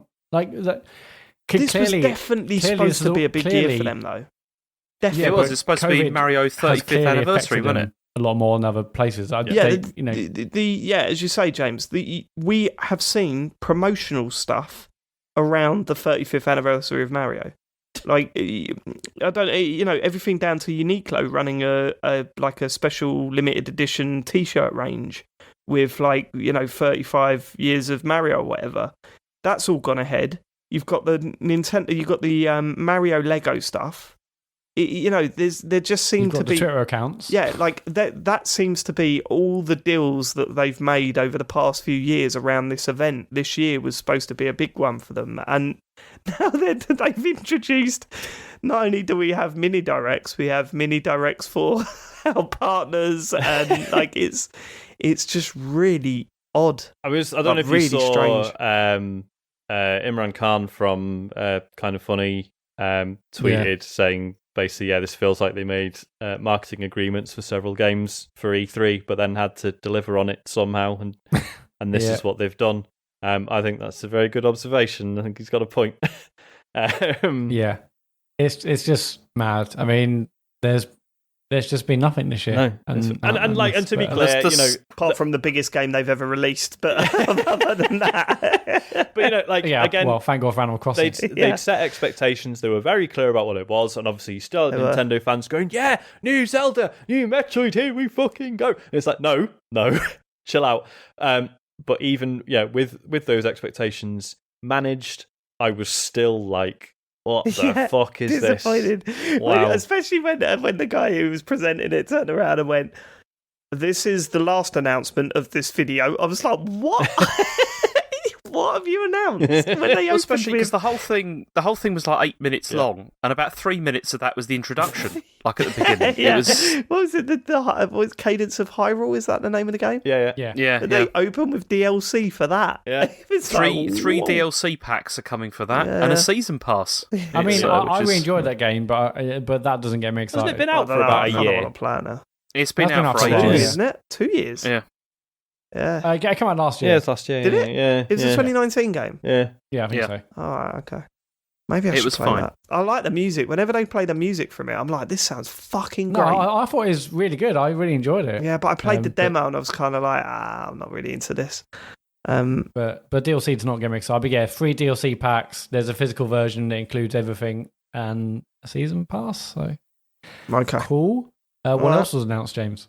Then we had Shin Megami Tensei 3 is coming to the Switch alongside the 5th game, which is obviously Shin Megami Tensei 5. Okay. Yeah, because the 3 is a remake. It's not a remaster or a remake. Yeah, of the 3rd game. And then they're bringing out the 5th one. Go on. Then they showed Rogue Company, which is Hi-Res Studio. It's upcoming online shooter. Listen to James's voice. Yeah. Listen to the disappointment and anger and frustration. It was rubbish, though, wasn't it? I mean, the whole thing was rubbish. I mean, it's like we're in a really weird situation at the moment with Nintendo, where we've got 0 games that have release dates. Like, we've got nothing new that's actually on the horizon, and I can't remember the last time it was like that. Like where there was nothing. Like there was actually definitely coming out. Is this worse than the Wii U time?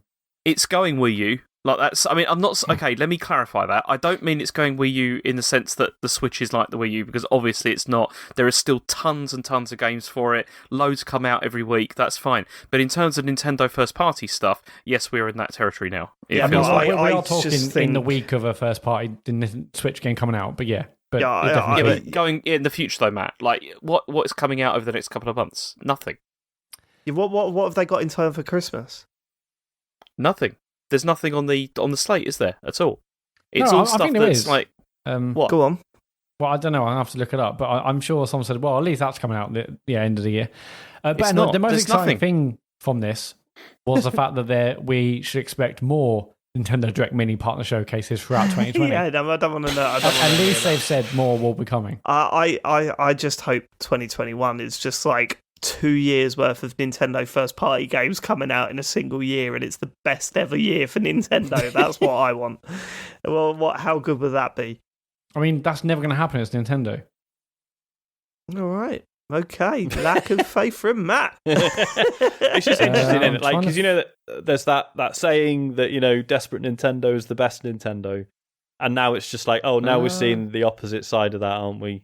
Where they're just lazy Nintendo. Yeah, they've put their fucking feet up. They're all right. The only thing that I do hope is that all the stuff that they plan to announce and release throughout this year is going to get pushed towards Christmas, and maybe, hopefully, if things have eased a bit, I doubt they will have, but if they have, then maybe like all that Mario stuff that we'd heard about pre-E3 is actually going to be pushed towards the end of the year, and then that is just going to be a massive Christmas thing. Because, goddamn, could you imagine getting All-Stars 2 on Christmas Day? Forget about it. You know what it's going to be, though? It won't be that. It's going to be Switch music and some sort of vitality sensor thing. Yeah. Or something like that they'll come up with. Yeah, the Switch balance board, baby. Get that out on the shelves. Okay, the last story, I mean, it is a Google Stadia story, because they had an announcement, and there's 16 new Stadia games are coming, including 5 that are exclusive, which is exciting. So there's a game called Outcasters, which is from the same team that did Gears Tactics, which is splash damage. Apparently, it says it's a colourful, competitive online top-down shooter in which you can curve your shots. Okay, so you love curving my shots. Then you got Orcs Must Die 3, which is another only on Stadia game, and they're also apparently working with Harmonix, Uppercut Games, and Supermassive Games. From Until Dawn, but they haven't announced what those games are actually going to be. On exclusive games, isn't it? They've said that, so that's interesting. Has anyone played Orcs Must Die? Nope. No? Because I was listening to Special Moves podcast this morning, and they all seemed like really excited about that game. I don't know if it's a long-running joke or whatever, but they were saying, well, actually, I will buy 1 month of Stadia just to try that one out, because, I love Orcs Must Die. It's one of those secretly massive ones, I think. It's always, like, for years, it was always, when there was, like, the big Steam sales and stuff, it was always, like, front page, and like, shitloads of people were always buying it. It's weird. Yeah, bizarre. There's also a bunch of other things. Like there's Super Bomberman R online that's coming to it. PUBG Season 8, so get excited about that. And the Hitman games, like 1, 2, and 3 are coming to it. But then I think the one that a lot of people seem to sort of pick up on was that Sekiro Shadows Die Twice is coming in the autumn. Yeah, it's an odd one, isn't it? It is. Yeah. I mean, obviously. The instinctive reaction is to be like, oh, that's not going to fucking work. But then, I said a couple of months back, Thumper is brilliant on Stadia. It works absolutely fine. Obviously, apparently, that work was done on it to make it work. So presumably, they've added things to make the timing a bit fuzzier and stuff. So maybe you wouldn't get away with that. Which is fine for that game. For a game that has such a strong fan base like Sekiro, they are going to be able to tell what they have done with the frames for each attack. To it would be fascinating to see what they've done to make that work on Stadia. I mean, maybe nothing. Work. Maybe they haven't done anything to it.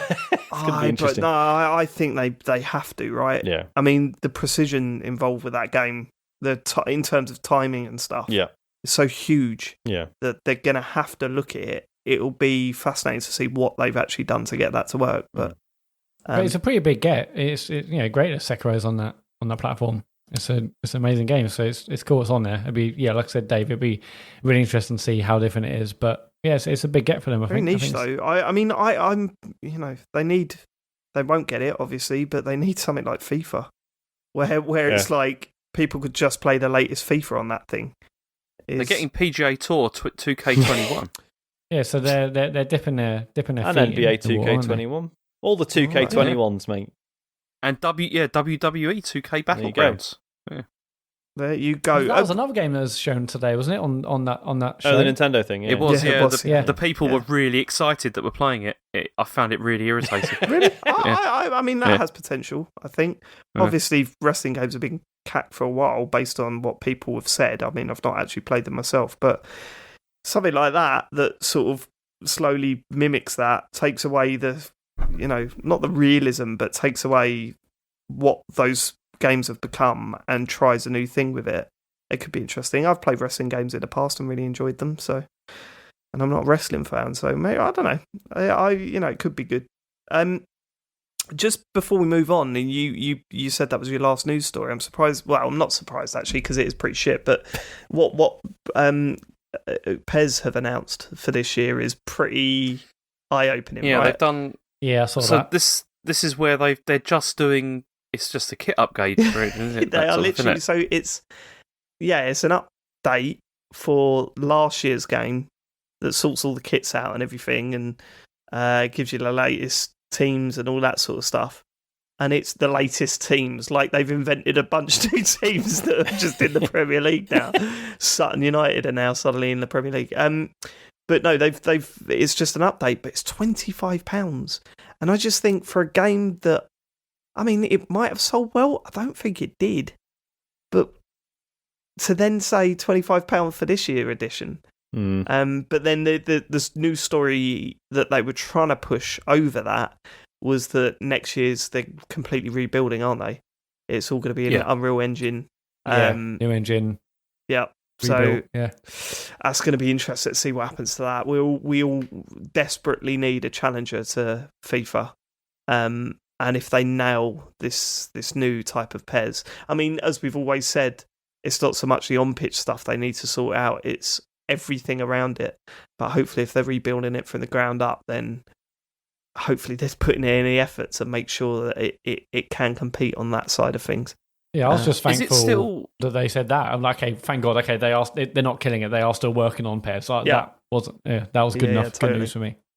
Is it still called PES or is it eFootball? It's eFootball PES. It's eFootball PES. I think they got Matt involved to rebrand. That's such a mistake. I mean, why? I mean, obviously they've got their own thoughts behind it, but everyone calls it PES. It's like, why eFootball? What are you doing? I don't know. They're trying things. Go on. Oh, is that it? That's it, isn't it? That's right. the end of news, yeah. Let's do some quick predictions then. Here's the way we're going to do it. You've got to choose what they're showing first, what they're showing last, and just one prediction for a game that they're going to announce. Let's say this, a game they're going to announce that we don't know about. And as with always with our predictions, you need the others to agree to it. Right? So it's got to be 2 votes to 1 for it to go ahead. So let's start with, because I'm so curious, Matt Murray. There's only one game that's going to start this. It's going to be Halo Infinite. Okay. I'll be. I mean, obviously we've had those predictions of E3s and stuff in the past, and we may sometimes be really sure, and that's wrong. But this feels like it will be a Halo Infinite, like trailer and like gameplay and stuff. Like, surely that is the one that's going to start the show. Okay. What are they going to end the show with? Let's do Evan start games and then we'll come around, no? All right, okay, let's do that. So I've actually got a new Forza game down here.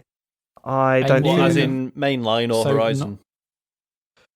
I don't need to specify. Series entirely. Oh, I think. Do I need to specify? I think maybe you do need to specify. Well, hang on. So when you say a new one, do you mean a new one in the current series that we know of, being either Forza Motorsport or Forza Horizon, or a new series of Forza games? A new Forza game. That's my prediction. I think I don't know. That's up to you. That's a bit wide-reaching, if you ask me. Yeah.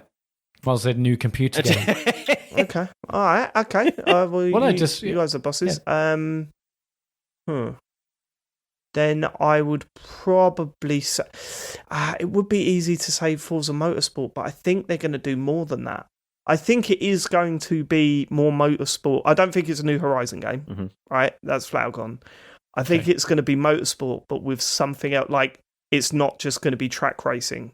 It will be dirt racing and all that sort of stuff all bundled into one. So they could potentially call it something else that isn't Forza Motorsport, such and such. So I'll just, fuck it, let's do it. I will say a new Forza game that isn't motorsport, isn't isn't Horizon. Mm-hmm. It'll be something else. like that. Forza Racing or Forza World Track Racing, or something like that. Yeah. Forza Infinite. Forza Infinite. All the infinites. Forza Series X. Forza Evolution. Forza Evolution, like it. Probably, yeah. But I'm going to say, a new Forza game. Like that. Okay, James. I've never really played the motorsport games. Yeah, they're good. I've loved Horizon, but I've never bothered with. They are good, motorsport, and they went downhill. I think for the launch of the one, because didn't they started introducing that was all the microtransactions. Microtransactions, yeah, they really went for that, and it pissed a lot of people off. So, James, can I agree with Matt and go for Halo Infinite, because I'm sure they're going to open with that. Okay, I think they'd be mad not nailed to. on, surely. Okay, Sean, I think they'll open with Fable. Okay, that'd be big, wouldn't it? It'd be good. It'd be really, because then it'll be one of those, like, it'll start and everyone's like, oh, but what is this? Is it Fable? And then there'll be like a clue that makes everyone go, oh fuck, there's a dog. Fucking hell, he's got a dog. It's Fable. Oh my god! And that'll be it. Hello, mate. And everyone go, oh no, it is Halo. It is Halo. Yeah. And then it'll come down and it'll be the character from Fable, and it says enters the battle, and it's the announcement that he's going to be in Smash Brothers or something. Oh god, yeah. In fact, the entire hour show is actually just a Smash Brothers trailer. It's got like beginning and ends, and like of all these things. It's got logos. Like first game Smash Brothers, last game Smash Brothers, new game Smash Brothers. Yeah. Matt, okay. Last game. Just to check. Boring housekeeping. Is anyone writing these down? Because we always forget. Yes, me. Okay, cool. Thank you. I'm on it. Matt. Well, I think actually going to end with Fable. I mean, okay. I think Fable will definitely be there, and obviously nothing's been confirmed. But I think that would be a good one to end on. One, because it won't be. It's hard to say it's a surprise because it's been rumored for so long, and people say it is definitely Playground working on it. Not Turn 10, Jesus. But that'd be a good one to end, and that also sort of brings back memories of 360 and Xbox and stuff. That'd be good. Yeah. A good, nice, positive feeling to end up on. They can end on a new IP. Peter Molyneux walks out on stage. He walks out on stage. He says, "I'd just like to confirm that I have absolutely nothing to do with this game. But I will say before I go," and he grabs the mic and he's like, "It will, you'll get the characters actually come into your house. And it's got smells. It's got fucking smells in it. You can smell the game." And sort of puts him in a headlock and just drags him off the stage. I think it'd be like a nice way to say, I remember Xbox, we're bringing this back, and it's like, oh god, it looks amazing. Yeah, so I'm gonna say it ends with Fable. James, last game. I was going to say Fable, but I'm going to live dangerously, and I'm going to say that it's going to be something we're not expecting, and it'll be something like Perfect Dark. I think they're going to do Perfect Dark. Okay. Yeah. Okay. Sean. Hold on. I haven't said mine, have I? Oh, go on then. Obviously, they're ending with Halo Infinite. I also think they're ending with Halo. Okay. Would you like an extra detail? Yes, always. Yeah, just so then when that's incorrect, you do get the point. So no, this isn't part of your prediction. Go on. Well, no, I'm saying it. Let's hear him out first, Dave. So I think it's open world. That's part of your prediction. Yeah. It's got to be an open world one now. And I think they're going to go heavy on the Forge stuff this time. So Forge was what, level creation? It wasn't level creation. It was the level was fixed, but you could add objects and stuff, and you could create your own game modes and stuff, and it was fucking ace on Halo 3. It was good, and I think that would be a massive letdown if they tried to come out and sell us Forge. I think it'll come with interesting stuff pre-built, but I think I don't know. I'd be up for that. But okay. Open world, no. I mean, if they no. This needs to be open world, no. That's another episode title. Fuck. Running. I mean, but if they, I mean, it may look great and so on and so forth, and I'm sure it'll be exciting in some way. But me and the Halo fans, I was want just an incredible standard single player Halo game that we know and love. The open world, I don't know. I think that'd be a risk, but it might be a risk that pays off. But I don't think we do know and love it no. anymore. That's the difference. I don't think we do know and love it anymore. I really don't. Well, you look at what makes up a Halo game. Reach was amazing, and that wasn't that long ago. It fucking was. Well, okay, but regardless of how long ago it was, forget that. Forget I said that. I mean, if they say it's open world, a part of me would be like, oh god. No, I don't think it'd be worse than that if they say it's games as a service. I'm like, you know what, fuck this. That's what it's going to be. Definitely going to be that. It's a distinct possibility, that isn't is it? ridiculous. It's a possibility. Matt, you're acting right. You're talking about Halo as you thought about it when Combat Evolved come out, right? I've been through these games recently. They really are dated, really dated. Yeah, but. Game, we know games as a service are incredibly hard to make. Look at things like Anthem and stuff. It's like, but Anthem was also a new IP. Risk. I just got. We'll see. Anyway, I it's think the reason why I mean, think they'll end it is because I think they'll want to explain a lot about it. We're going to see lots of gameplay. We're going to see lots of explanation of what Halo Infinite is, and they ain't going to do that at the start, are they? Yeah, because then they were like, "Here's 15 minutes," and like, "Okay, show us something else." Yeah, exactly. Oh fuck, that's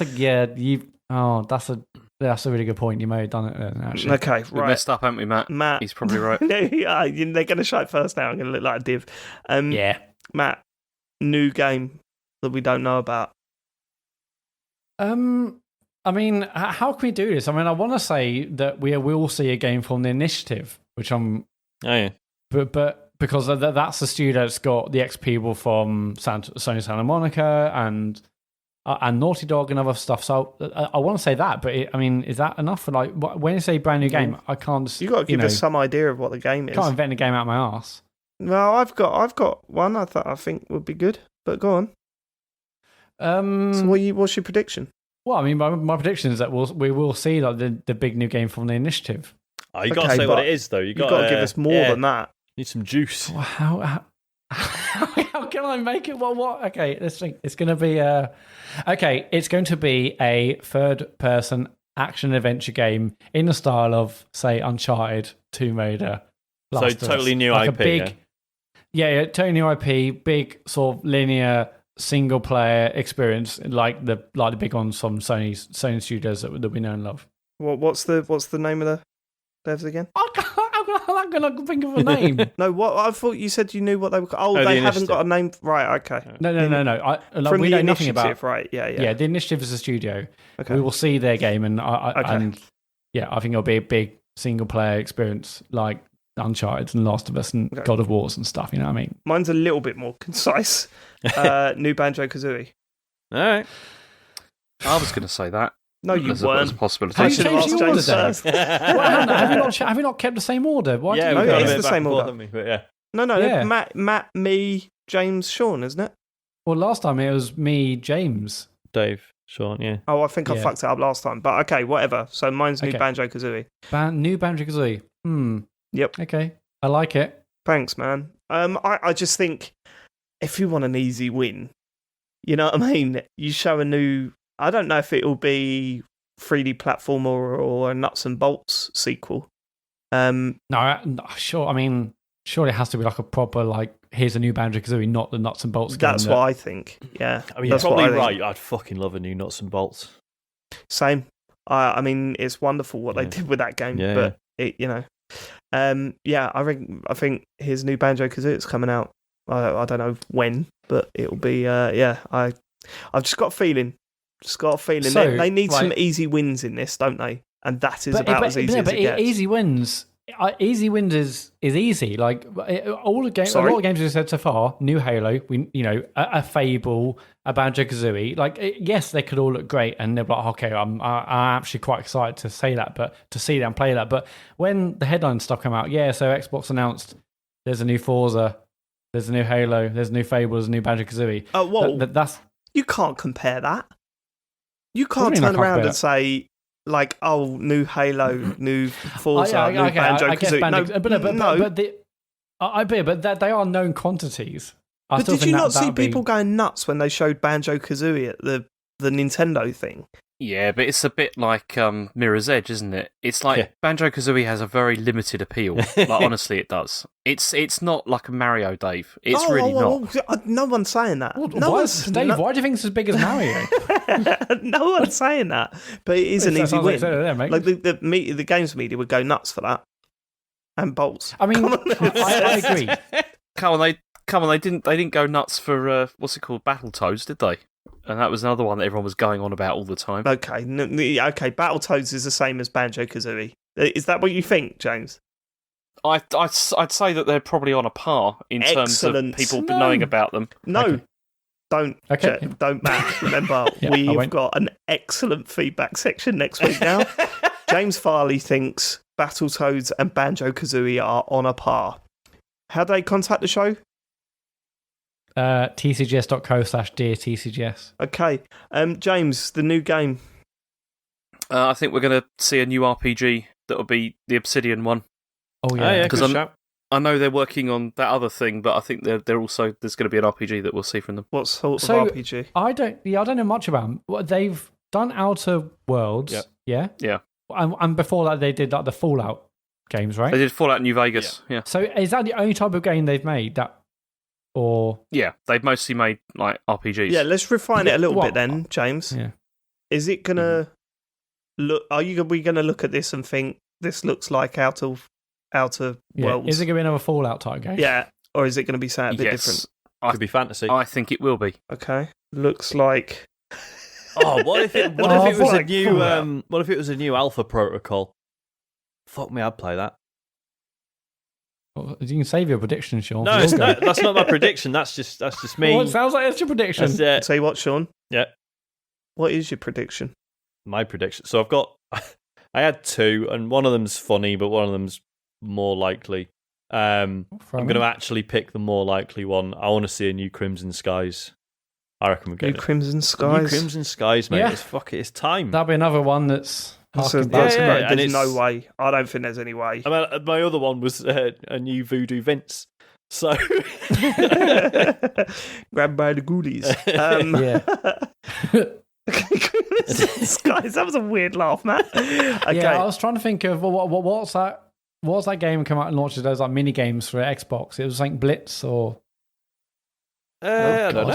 The feedback. It was like one of the games was you're like rolling in like those big balls like you're on Gladiators and knocking people off. I remember this. I don't remember this at all. No, this is. It was something Blitz something. Anyway, oh god, James, you must remember that. No, like what for the original Xbox? Yeah, original Xbox or party game thing and.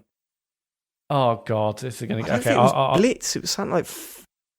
I can't remember. Whatever. Okay. Right. Was it something Frenzy? Fusion Frenzy. Fusion Frenzy. It's Fusion Frenzy. Yeah, we got the boy. The one, the one. Give me some more whacked. Right. Should we get on to what we've been playing this week? Because my word, this has been a long show. No, can I start? Because I've got nothing. Okay. Absolutely. Well, just say you got nothing then. You got nothing? Yeah. Good. I want to get to James because James has played the two big releases this week. Where do you want to start first, James? Can I start with Paper Mario and then Sean could help me go to Tsushima because he's played it more than I have. Oh, have you really? You've been playing this, Sean? Yeah, mate. I had no idea. Okay, all right, fine. Let's start with Paper Mario. Okay, so, I mean, I really, really wanted to like this a lot. And I'm honestly, I'm sorry. Just laying your stall out. Before you probably get into it, like, what's your history with the other Paper Mario games? Have you? I've played them all. Like, as in, I mean, the lineage goes back to the Super NES one, which was the one that was made by Square Enix. That's when they first started doing, RPG versions of Mario and stuff. But I played like, what was the first? I played like there was like 1000 Year Door on GameCube. I played that, loved it. One of the best in the series. The GameCube one was, it's been kind of diminishing returns as it's gone on since the GameCube one, really. And I've always been attracted to these. They've always had really good like scripts. Sometimes the combat's been a bit iffy. They've changed it between releases, but this one. I mean, I really enjoy Colour Splash, which, as we talked about that quite a long time ago that came out on the Wii U. And this feels a lot like Colour Splash, like in many ways, because it uses some of the same kind of mechanics. Like with that, you had to go around the world like painting areas to try and like bring back colour. In this, you have to like throw confetti over like areas that have been where all the paper's gone or whatever. And it's a very sort of similar kind of mechanic, but there's just things about this that I'm not very happy about at all, honestly. And the things that I'm not happy about, I think, are things that maybe other people will think are fine, but I don't. And this is all mostly personal preference, I think. The worst thing about it is the battle system, of which that I've already moaned to David about this several times, like through messages, because I really dislike it. Really, really dislike the battle system, because what they've done is like these games have almost always have used like turn-based combat. I don't mind turn-based combat. I prefer real-time, but turn-based I can get on with if I have to. And it's always been like fine in most of the Paper Mario games, but in this one they've added two things to it which make me really passionately dislike it. They've added puzzles and timers to each battle, which is really irritating. So what happens is every time that you get into a battle, like a random encounter, there's like a sort of like a grid, as it were, and the enemies will like appear on the grid. So you've got all like your Koopas and you've got like Goombas and stuff like that, and then so they'll be standing there in a line, and then they'll suddenly like move into different parts of the grid, and then what you have to do is you have like there's a countdown to try and like move all the pieces like back in so that they're in lines again. So then you get like a more powerful attack, like to attack them. And it's one of those things where if there wasn't a timer, it probably wouldn't be quite so irritating. And there is plenty of time to do it, but it's just that it feels like it artificially like extends the like how long each battle takes. And when you're doing random battles, it's really irritating because it means that every single time you're like, I've got to do another one of these bullshit puzzles again before I actually do the combat. And I just found it very, very annoying because I don't like puzzles like this anyway. I really don't like timers, and turn-based combat, I can take it or leave it. So all those three things together really makes me feel very unhappy. I mean, it's the first Paper Mario game where I've really been actively trying to avoid doing battles because I just cannot stand it at all. But saying that, the boss battles that they have, which are the larger scale ones, are interesting. They're really good because it's the similar sort of system, but then what you have to do is you have to try and figure out how best to attack the boss by like moving like the grid around, so then you can like get to him more easily, or get to sections to attack first before that open up other parts, that kind of thing. That's much more interesting. I quite enjoyed that, but the regular combat is just awful. It's really, I really don't like it at all. But again, this is a personal preference. I'm sure there's going to be people out there who love it, who think, oh, I love doing a little puzzle before I get to do the fighting. I don't. I hate it. I'll be honest, it really I irritates do kind of like that idea. Yeah. Am I mad? Surely you sitting there thinking, actually, that doesn't sound too bad. It does sound interesting, yeah, but you could. I mean, I'll lend it to you afterwards because you'll probably maybe you'll like it more than me, because that's been my main bugbear with the whole game so far, and it has really irritated me. I mean, aside from that, there's some other things which I've noticed which are maybe I'm not so happy about as well. There doesn't appear to be any sort of side missions at all. It's all just like very focused. I mean, this game, I'm sure it hasn't, but it feels like it's come out very quickly. Like, as in, it was announced, then it was out, like, really, really in a short period of time. And it feels like it's had a very short, sort of very focused, like, development. And it's not like a massive, sort of entry in the series, really. And it's I don't know. I just feel it's missing something, especially because also at the beginning, the worst thing about it is all of the like the dialogue and tutorials that it goes through, which there's so much chat at the beginning, which is really, really slow. Like you can't like even, I don't mean skip through the text, but you can't like make the text go any faster. It all like appears at like a glacial speed, and then every single place that you go into, there's like a new location that they have to explain, then there's new abilities to explain, and it's one of those things where it's like, I'd rather find all this stuff out myself by experimenting, rather than you explaining everything in detail like this. It gets quite tiresome. I found that aspect. Yeah, maybe it is for kids. Yeah, obviously it is for kids, but then provide the option to make the text go much quicker. Yeah, no, I agree with that. But I mean, in terms of them explaining the systems and stuff, there's no getting around that, is there? Well, I don't know, because, you see, Nintendo games have always been really good at kind of explaining systems without having to have lengthy tutorials. Yeah, but it's an RPG. It's a little bit different than a standard Mario game, right? But it's not an RPG. That's the other thing with this. Like, you don't level up or anything in this game at all. There's no like progression for your character. Yeah. The only thing that you get out of the battles is coins that you then can like just buy mushrooms and stuff with. What do you do with the mushrooms? Not just to heal yourself. That's it. No. So you don't get like new weapons. You don't become more powerful at all throughout the game. You do by buying. I mean, you can buy like new boots and like new hammers and stuff like that. But that's it. It's not like your character doesn't become more powerful in the sense of like gaining experience points. It's basically just done through gaining money that you then use to like buy equipment, which is slightly different. It's it's not very detailed in terms of it being like an RPG, but also like any characters that you have that you travel with at any point, you have no control over them whatsoever. The only character you control is Mario, and those characters like they're with you occasionally for a bit and then they go off. It just feels like a bit of missed opportunity, really. You don't. One of the things that was really nice with some of the other games was that you kind of like, it's not that you built up a party, but you had like partnerships with other people as you were playing through, and that's kind of missing here. It's I don't know. This is not a bad game by any stretch of the imagination. It looks really beautiful. It's just that I don't like the combat system, but other people probably do. And that's just my problem. I mean, what's the writing like? Because I've seen nothing but praise for the writing. That is very, very funny.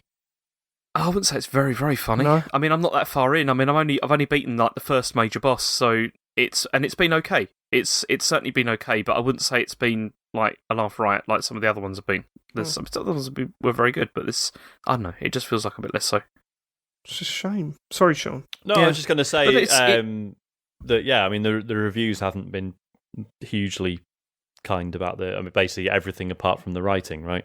So I don't think it's just you that doesn't get on with it, but it's a shame. Yeah, I mean, it's not been widely praised, but yeah, and I mean, I've not seen much negativity around the combat system itself, but then, to be fair, I haven't read too much, so maybe I missed a few things. But again, that really is probably just my problem. It's just that I really don't like that style of play. I really hate it. So that's my problem. Okay, all right, shame. The other game you've been playing then is Ghost of Tsushima, but I think Sean, do you want me to? Okay, could you lead on this? Right, how much have you played of it, James?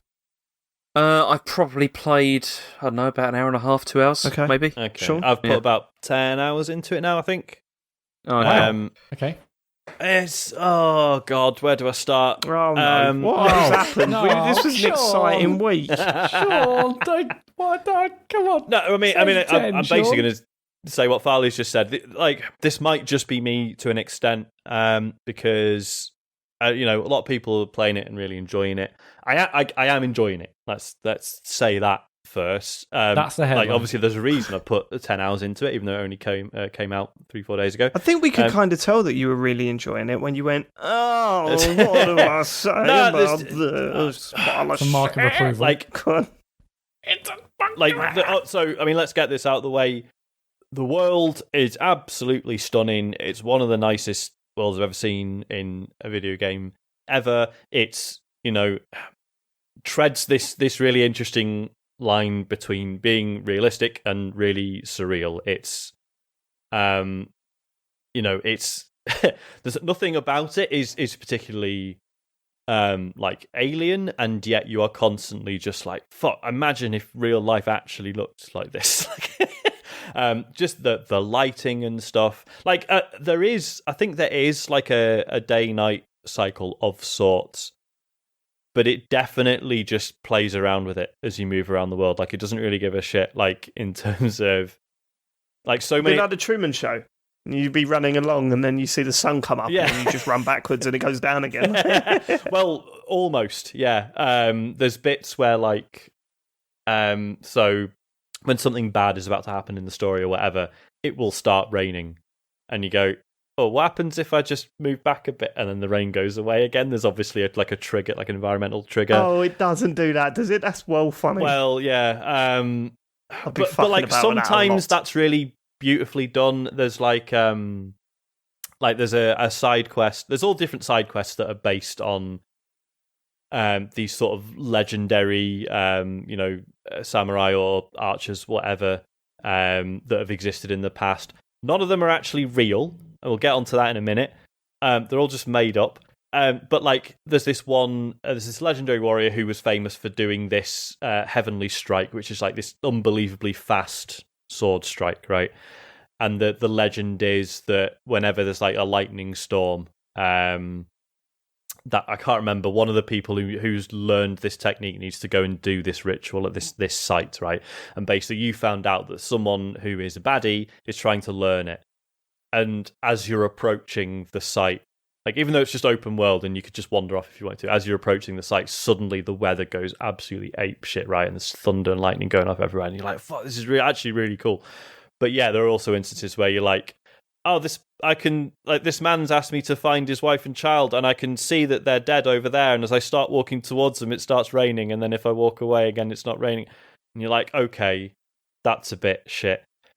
So it varies, but the world is stunning. Like, as much like the combat and the doing the bases and the missions and stuff are fine, but it does feel like an excuse just to explore the world, right? Or is that's how I'm enjoying it anyway.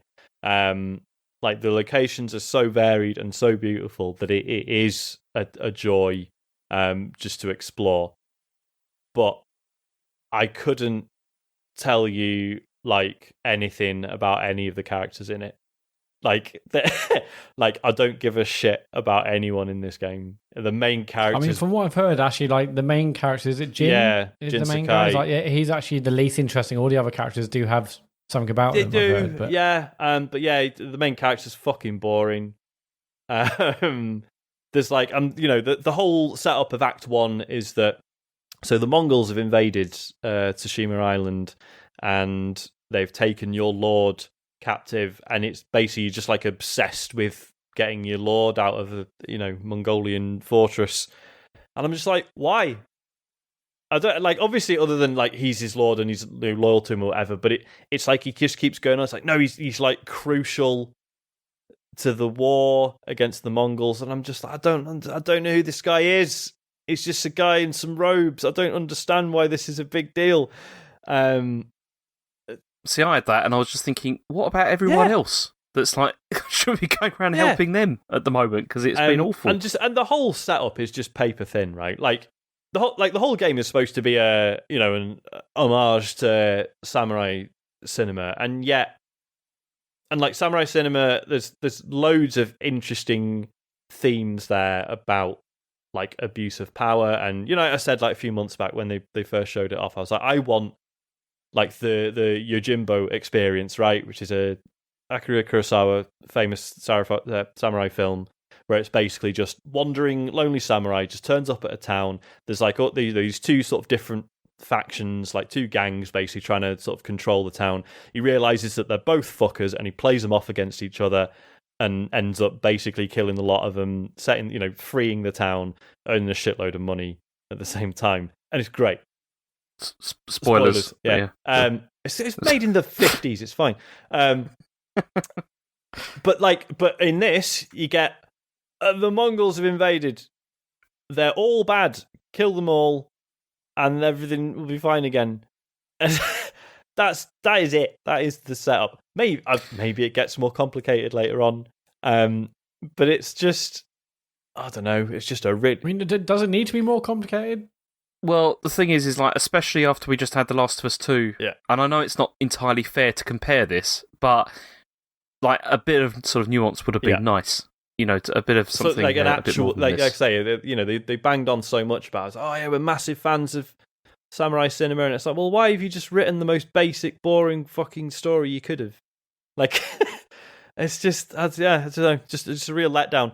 And like I said to James, like, I mean, you're only 10 hours in. Like, isn't it like a 40 or 50 hour game? Well, maybe, but 10 hours in, I should give a shit about anything. I guess you should. Yeah, you should.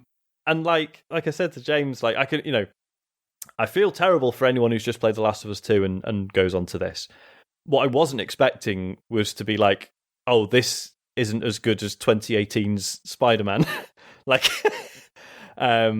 just in terms, like, so the world's really beautiful and it's nice to explore it, but the actual traversal is boring. Like you're just holding a button, riding around on a horse. You're just on your horse. Yeah. The whole like navigating by the wind thing is fine, but it's so over the top. Like the amount of fucking pollen and leaves and everything. They obviously wrote like a really cool particle effect thing in the engine and went, right, let's use this way too much.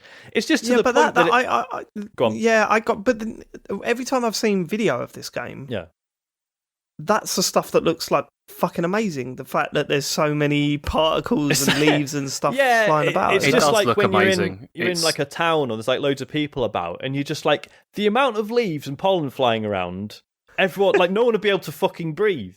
It's ridiculous. Like it just open a toilet door and it'll just pours like, out. Fuck, leaves in your mouth and shit. So it's like spores from The Last of Us. It's like and it's not just the like if it was just the plants swaying in the wind and the spores, leaves, whatever, that'd be one thing. But there's then it shows these like wisps, these sort of trails flying through the air, and they're just really annoying after a while. Like I don't know, it's just like way too heavy-handed. I think it just needs toning down a bit. The wind lines, like suddenly all the trees and leaves form a big arrow and point in exactly. And yet, in the instances where it's not particularly clear, like some of the controls basically involve swiping on the touchpad. So like putting your sword away, you swipe right, you swipe left to get your flute out and play a song, and you swipe up to sort of go, sorry, can you blow the wind again, please? And it doesn't always work. It's like a bit fiddly. And then when you do it, it often like shows you like on the HUD, there's just an icon on the screen anyway. And like sometimes you'll be in like an area where there's like a specific objective, right? And you reach it, and there's like a fucking like tornado of leaves just go around it, like in a house. And it's just like, how is that less intrusive than just a fucking HUD icon? It's just weird. And then there's stuff like the scripting of like events and stuff is just really strange. There'll be times where you're like trotting down a road, and you're like, oh, there's an empty house. I'll have a look around in it. No, nothing here. Pick up some supplies or whatever. Okay, I'll leave. And then 20 meters up the road, a guy runs up to you. Oh, Lord Samurai, my house has just been attacked by thugs. Like, can you get rid of them? And you go, okay, where is it? And he's like, it's back there. And it's the house you were just in. And you're like, yeah. And you're like, no. Yeah, that really kills the immersion, doesn't it? And the most extreme version of that, did a mission where it basically there's this like group of sort of mercenary samurai that I want to hire. And get on side. So I'm helping them steal a load of food from a fort, right? And you get to the fort and they're all like, oh, this is insane. Why are we doing this? Like, we're going to die. This is going to be like fucking impossible. And I'm like, no, it isn't, because I did this on my own about 2 hours ago when I wandered through here. Just like, it seems like a punishment for exploration rather than exactly. And you're like, okay, you're just repeating stuff you've done. Yeah, like you've just repopulated it with baddies, and just pretended that I was never there, and like, so that again, that's just that weird sort of immersion breaking, and again, like you say, it's sort of punishing you for actually just being like, yeah, fuck it, I'm just going to wander about, and there's a fortress, I'm going to have a go, I'm going to try and kill everyone and get through it, and so, like, there are certain settlements or fortresses, whatever, that, like, when you approach them, it comes up, like, bang, this is Mongol territory.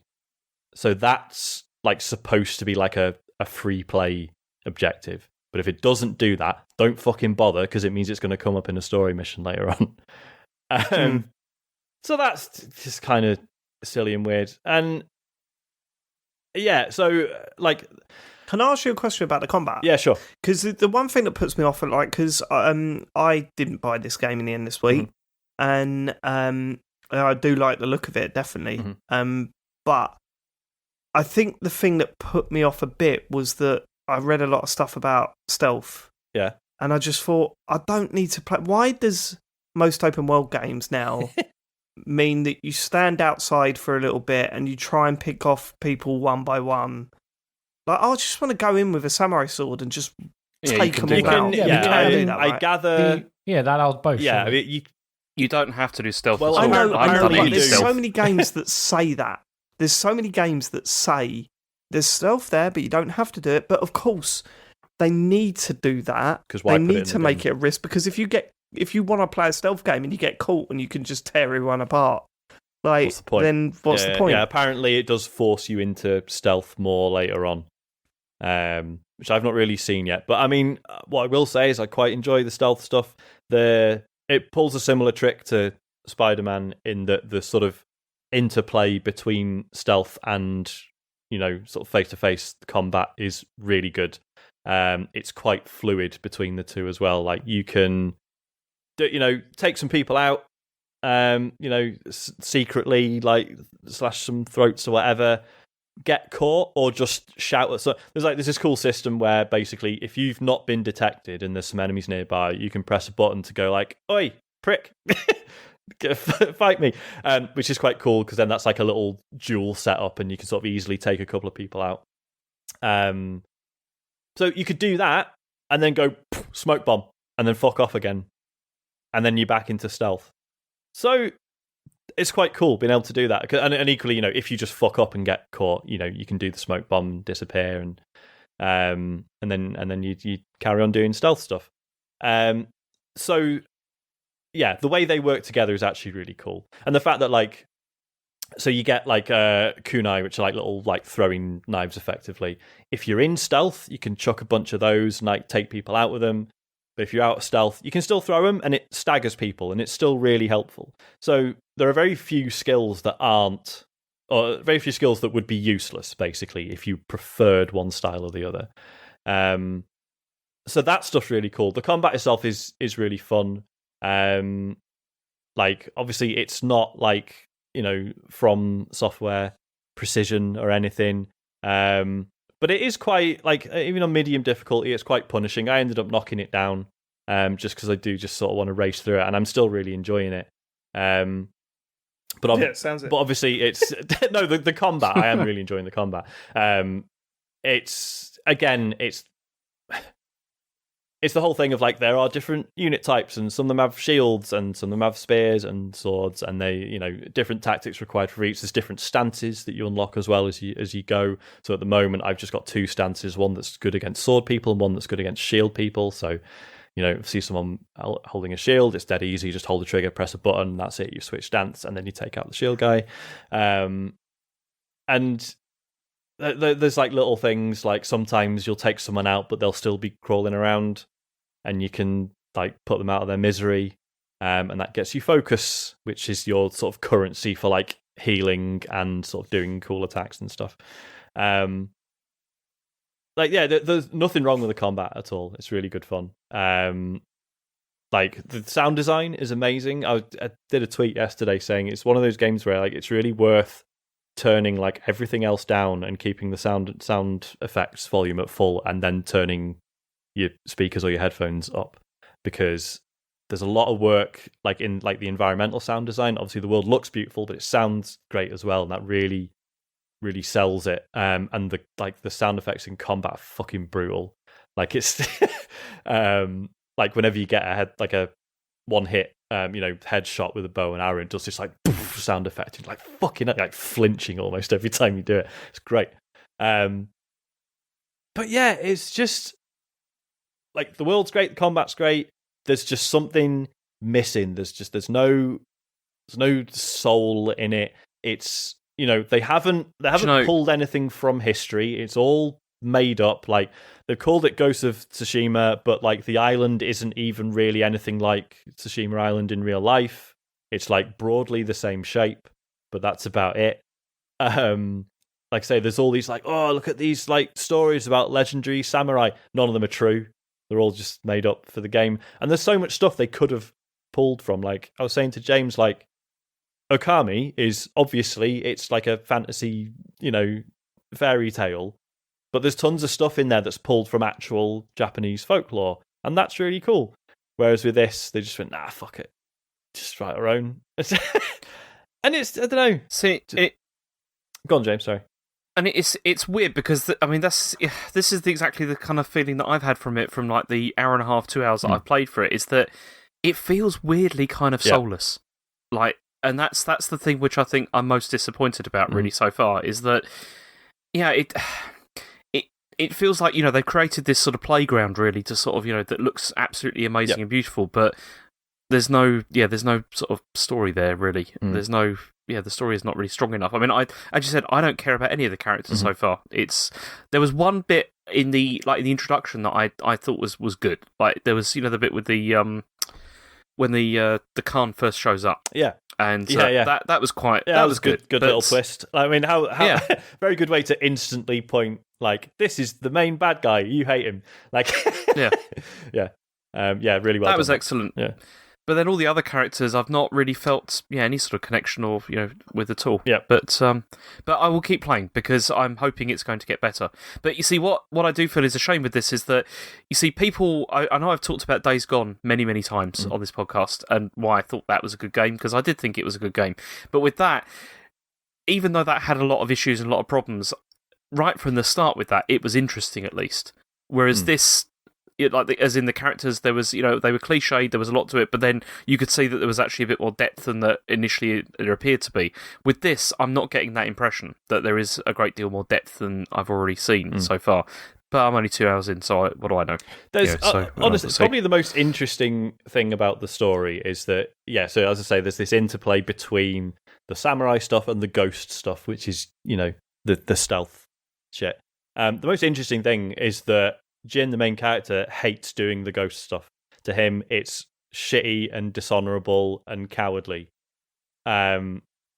Which obviously is kind of frustrating because I prefer that stuff, and I kind of feel like the game's bollocking me for it a bit. But it's just an interesting wrinkle to it that, like, as you're going around doing stealth kills, he's just like whispering to himself that he fucking hates doing it, basically. And he'd rather just call people out and do a stand-up face-to-face. Oh, hang fight. on. He's doing. I'm sorry, Jin's doing that, is he? What do you mean? Sorry. Did you say like characters doing that? They're like whispering to themselves as they're going around. Yeah. So you'll. So it is doing the Days Gone thing. He's like is that Days Gone thing? Yeah. He's slitting throats and he's going, "Oh, this is bad. This is bad." So maybe they just nicked it from that then. Yeah, it's just little things like, so you'll slit someone's throat and he'll just say to himself like, this had to be done, or like, this is how we win, or whatever. Just little mantras like telling himself that he's got no choice, basically, because he thinks it's really scummy what he's doing. Which I just thought that was an interesting. Wouldn't it be wicked if they just programmed it in a 1 in a million chance of him just giggling after one of those kills? This is a bit naughty. Oh yeah, he goes like, I felt fucking good actually that one. I'm getting into this. I've got a whole mess of feelings about it. It sounds like you need to play more. Yeah. Like, do you think you are going to finish it, Sean? Is there enough of an impetus right now? Like the loop is compelling enough for you to carry on, regardless of the things you brought up. I think this. Yeah, I mean, Sean, I just had a look online, and you're only 7 hours off the ending if you mainline it. Apparently, really? Because I only feel like I'm still only in like the bottom half of the island.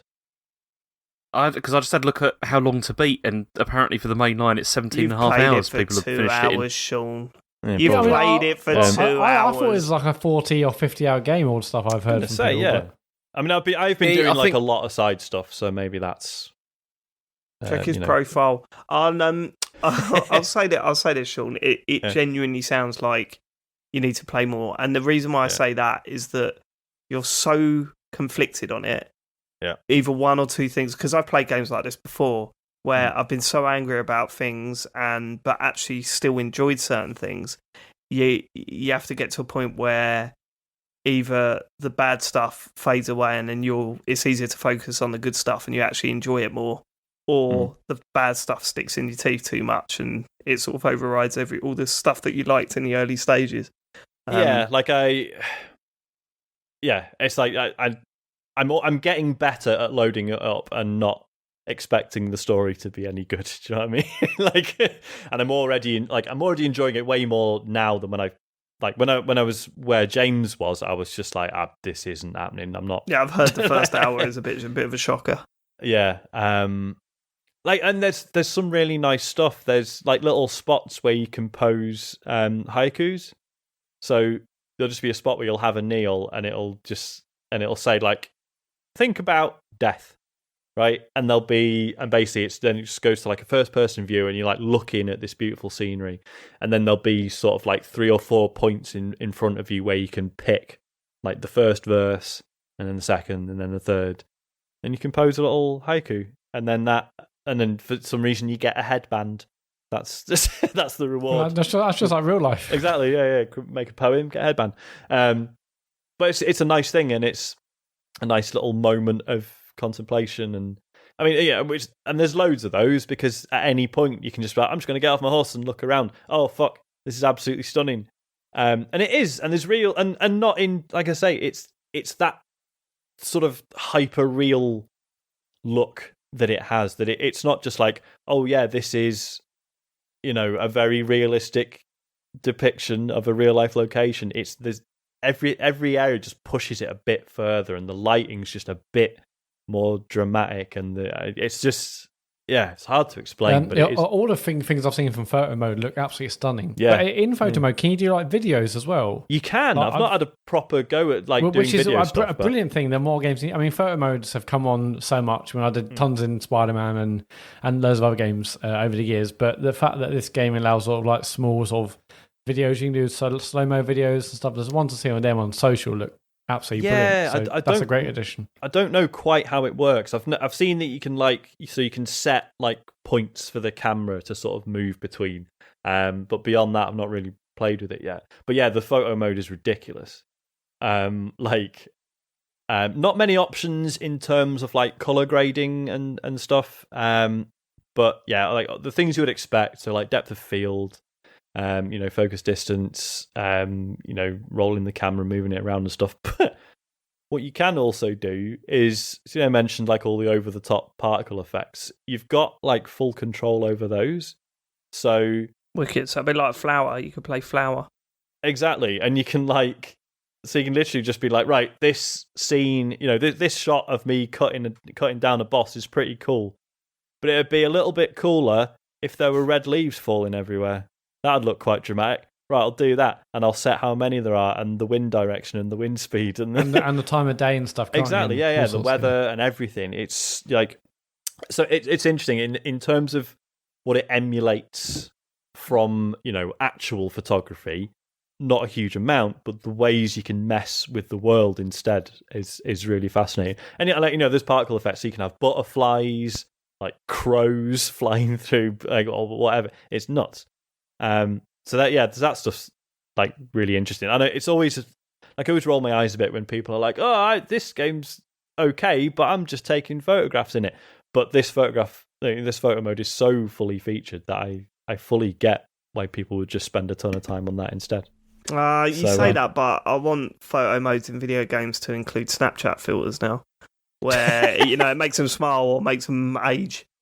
Get that stuff in there, man. You can change Jin's facial expression. Are there funny ones though? There's a smiling one. Yeah, good. And I posted a picture this morning of him doing a kissy face at the camera. Yeah, is there one that puts him in the Baby Shark video? No, in the mouth of the shark, because that's can on Snapchat, mate. That's what you need. That's what you need. Yeah. They definitely had that in feudal Japan. So it should be in. Jesus, you're always bringing morals into it, Sean, aren't you? I'm only having that was just meant to be a joke. It sounded like I was having a dig, very judgmental. Well, it doesn't sound particularly historically accurate, Dave. But then none of the rest of the game is, so I wouldn't worry about it. Yeah. Okay. Yeah, I'm going to crack on with it. I'm not expecting to like the things that I don't like at the moment, but as you say, I think it's just that's it, isn't it? When I'm saying you're either going to push the bad stuff away or the good stuff away, I'm not saying that you're going to end up loving it or hating it. I just think that you'll fall one side or the other. At the moment, it sounds like you're straight down the middle. Yeah. Whereas I think later on, you'll either come away with it actually going, do you know what? It's got problems, but I enjoyed that. or you'll go, fuck this, I can't play this anymore. It'll be one or two. I think, and obviously, it's got this unfair amount of pressure because it's the last big exclusive for the PS4, isn't it? It was always supposed to be for some reason, apparently, according to rumours. There are rumours that this has actually been ready to go for a while, but they wanted Last of Us 2 out first, so this has been pushed back because of the Last of Us 2 delays. So why you would want that to be the... Yeah. I don't know. Okay.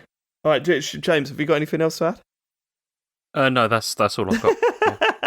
Okay, all right. I'm interested to hear how you react to it as you play it, James, to see if your opinions are slightly different to Sean or... Yeah, I mean, please do carry on with it, James. I definitely will. No, I'm definitely going to play it over this. Because I want to know. The arrogance of Sean.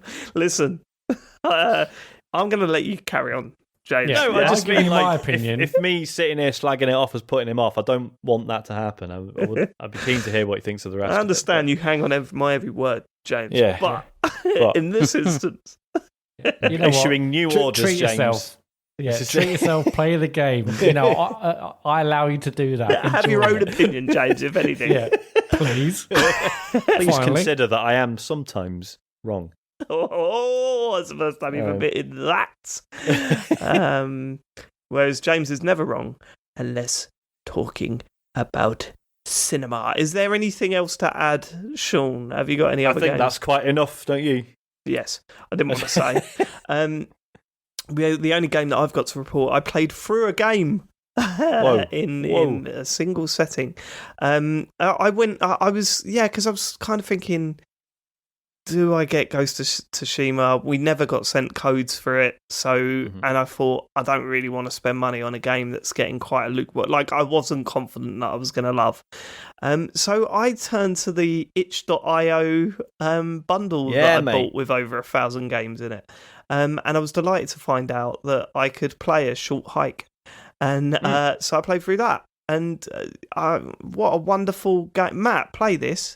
Have you bought that bundle? No, I didn't actually. Oh, mate. Matt. What the fuck? Well, I made a donation elsewhere to that. But I'm not judging you for that. I'm just saying 1,000 games. I didn't buy it in time, and then before I knew it, it already You've got a piece. I think I've already got that game on. We talked about it on the show like 2 weeks on the trot. I just hadn't made the purchase. But I think I might already have that through Epic Game Store, maybe a short hike. No, buy it. We'll download it and play it because I think you'd love it. It's what's amazing about it, right? So it's like an hour and a half to 2 hours long. Like, it's not. I suppose you too long, baby. I suppose you can make it longer if you want, but the only way to describe this game, it's a action exploration game, right? And you control a character. I can't remember what's the main character called. Claire, is it? Something like that. Or it's a bird, right? And it's obviously it's actually as a bird. A literal bird. It's good to clarify these things. And the idea is that you have to go to the top of the mountain to get some mobile reception for something. And I thought, okay, this is going to be very linear. You walk up a mountain and things happen, and it will probably have an emotional impact at the end. And because I knew it was highly rated. What I didn't expect was that it was a perfect, and I mean perfect, vertical slice of what an exploration game is. Like, it really reminded me of games like Breath of the Wild, games like, there's a bit of Animal Crossing in there, but only more of a visual sort of, a few visual nods towards Animal Crossing. There's just a lot of those style of games where you feel...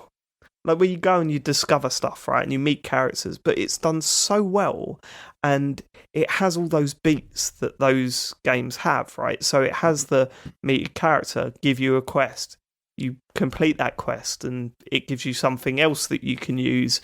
There's fishing in it. Someone gives you a fishing rod, you catch some fish, then you find someone that buys fish, so you sell your fish, you get some money, you go to a shop. There's other stuff that you can buy. You can your character sort of you get abilities and stuff like that through doing stuff, and those abilities can be boosted by finding collectibles and stuff like that.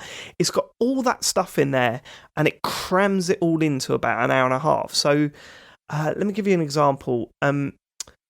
So there's like there's a moment where you get to see pretty much the whole playing space, right? And then you get to see from a different angle to what you've been doing. So like, for example, like, you know, in Far Cry, I think it was Far Cry 3 that did this the best, where you were walking around for ages and then suddenly you find a helicopter and you get in it and you go up and you're like, whoa. Grand Theft Auto 5 is another perfect example. You're on the ground for a long time before the game actually asks you to see the map from the air. And it's quite a moment, right? And it's really built up to that moment. This game does that like in no time. And although obviously it loses some of that impact, like you haven't been on the ground for as long or whatever, the build-up's not as long, it still gives you that hit. You know what I mean? And it's like, this is brilliant. It's taken so many ideas from so many different games and managed to condense them into this 1.5 to 2 hour experience. And not only that, it does everything like brilliantly. Like, everything feels brilliant as you're playing. It feels fun talking to other characters. It feels fun collecting things or exploring or finding little bits that you wouldn't have thought was in this world. And it does that in such a short period of time that you're like, wow, this is just so fun to play. I'm getting that feedback from it like constantly. There's no gaps in between any of this. And by the time it was over, I was like, man, you know, I don't know about you, Sean. I don't know, because you've played this, right? I streamed like 30, 40 minutes of it, but it was like I think it was like an unfinished version that was on the Humble monthly thing. So it didn't have an ending? I don't know. I never got that far, but I'm looking forward to replaying it. Yeah, you should play it then, because I finished it and I thought, there was so much more that I wanted to do in this. You know, I was a bit stupid because it is a short hike. I had completed the hike, and although it doesn't specifically tell you if you do this action, it is like the game's over.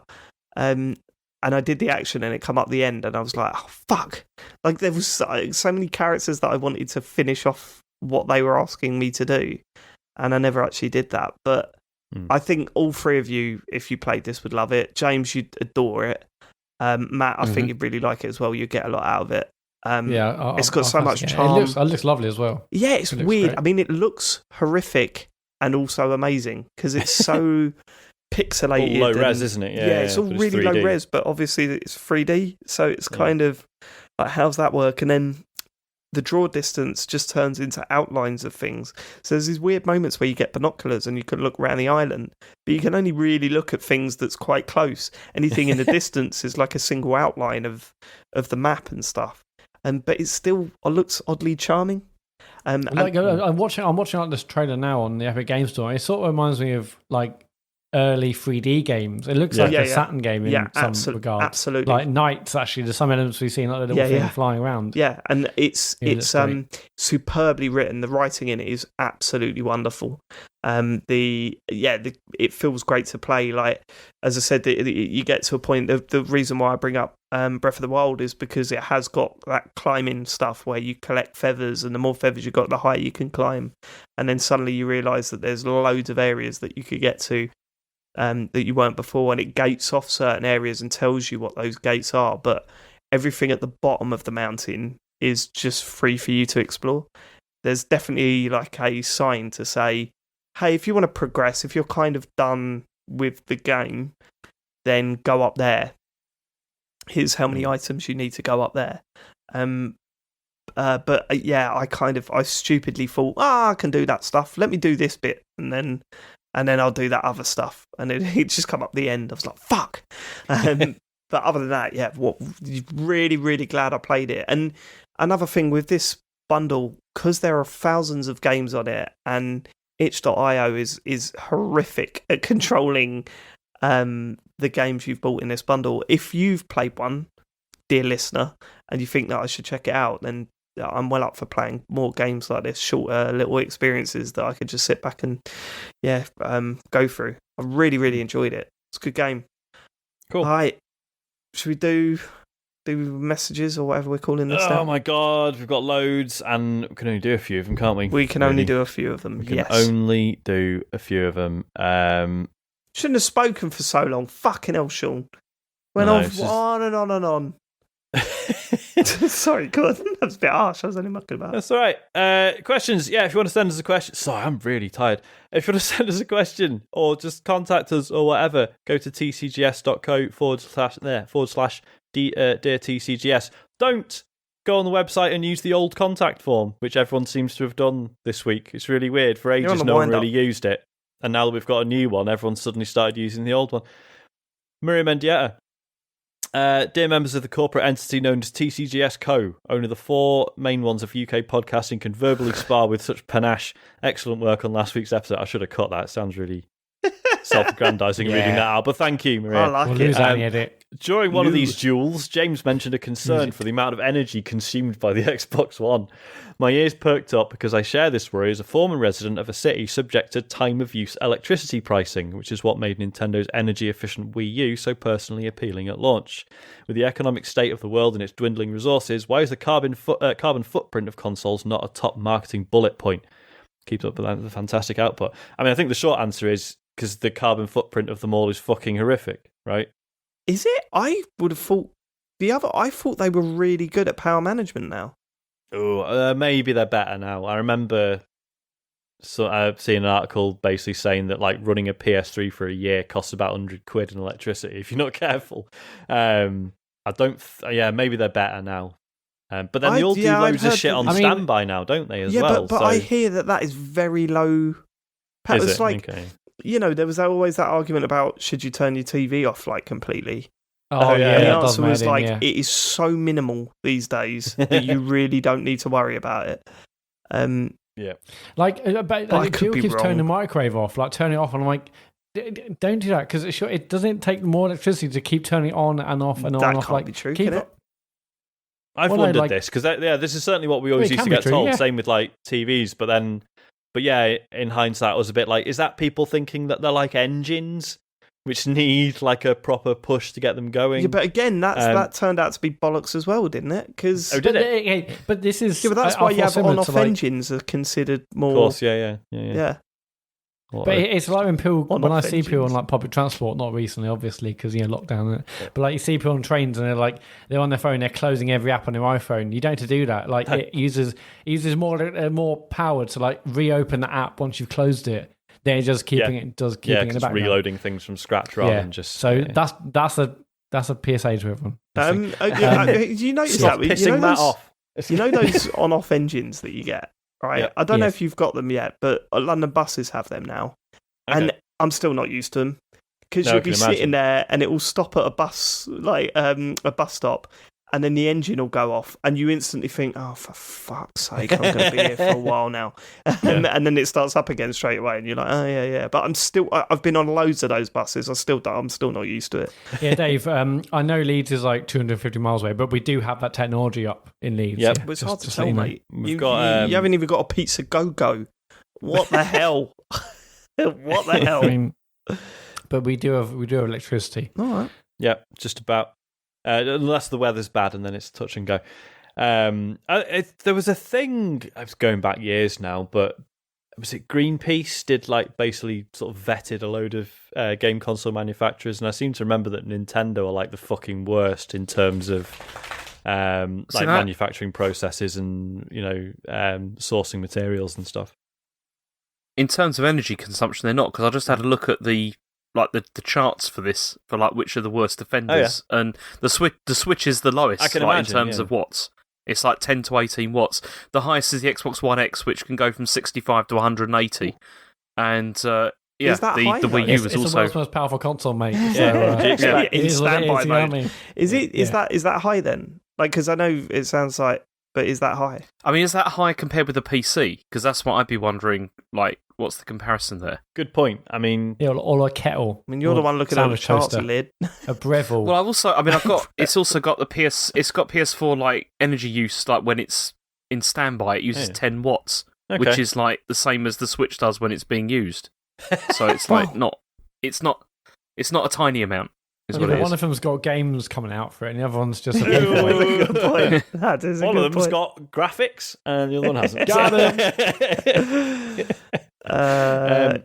No, it's an interesting point, especially So I didn't realise that time of use electricity pricing was a thing in certain places. Yeah. So that is. But the thing with consoles, it's not like every time there's a new like iPad or Apple product, they always have a slide at their shows where they say about energy efficiency and low power and recycling and stuff. But it's not really a thing that console manufacturers are really celebrated or mentioned. Maybe because they know themselves it is so bad. Yeah, you're probably right. But it'd be interesting to know whether that's a thing in the next generation. I'd love to know how much plastic that PS5 is. Jeez, It's all needless space age well. alloys, mate. It's not plastic. It's not needless. If that thing is quieter than the PS4, then I'll take it. What are those big extended bits of plastic either side doing, Matt? Well, those things. It's clearly all just to get the air out better and stuff. It's all just must be whacking a ventilation. massive bit of plastic either side of it. It must be a yeah, ventilation thing. It must be. It must and be. then a bit of panache. But you know what? There's part of me kind of thinking that you end. can take them off. They have said that they're customizable consoles, right? I'd wondered. I reckon you can take them off. Bollocks! What, the white bits on the side? Do you want the fins or not? You just take them off. You could get different colour fins, but if you look inside, it looks like a normal looking console. They're like in between the two. It's all vents around the outside. It's probably there just to make sure like it gets rid of the dust or air in a way that's not going to negatively affect the console. And those bit of plastic's going to do that, is it? Well, it funnels the air away, I imagine. It's all done through that. But take them off. You've got 2 perfectly serviceable shark costumes. Yep. Or sledges. Surfboards. Billboards. All those things, there's like big, when you like need to pick up a load of leaves in the garden, you get those big claws. Yeah. You could yeah. I think they should charge 700 quid for it. There's loads of stuff you can do with it. Two perfectly serviceable dams. Yeah.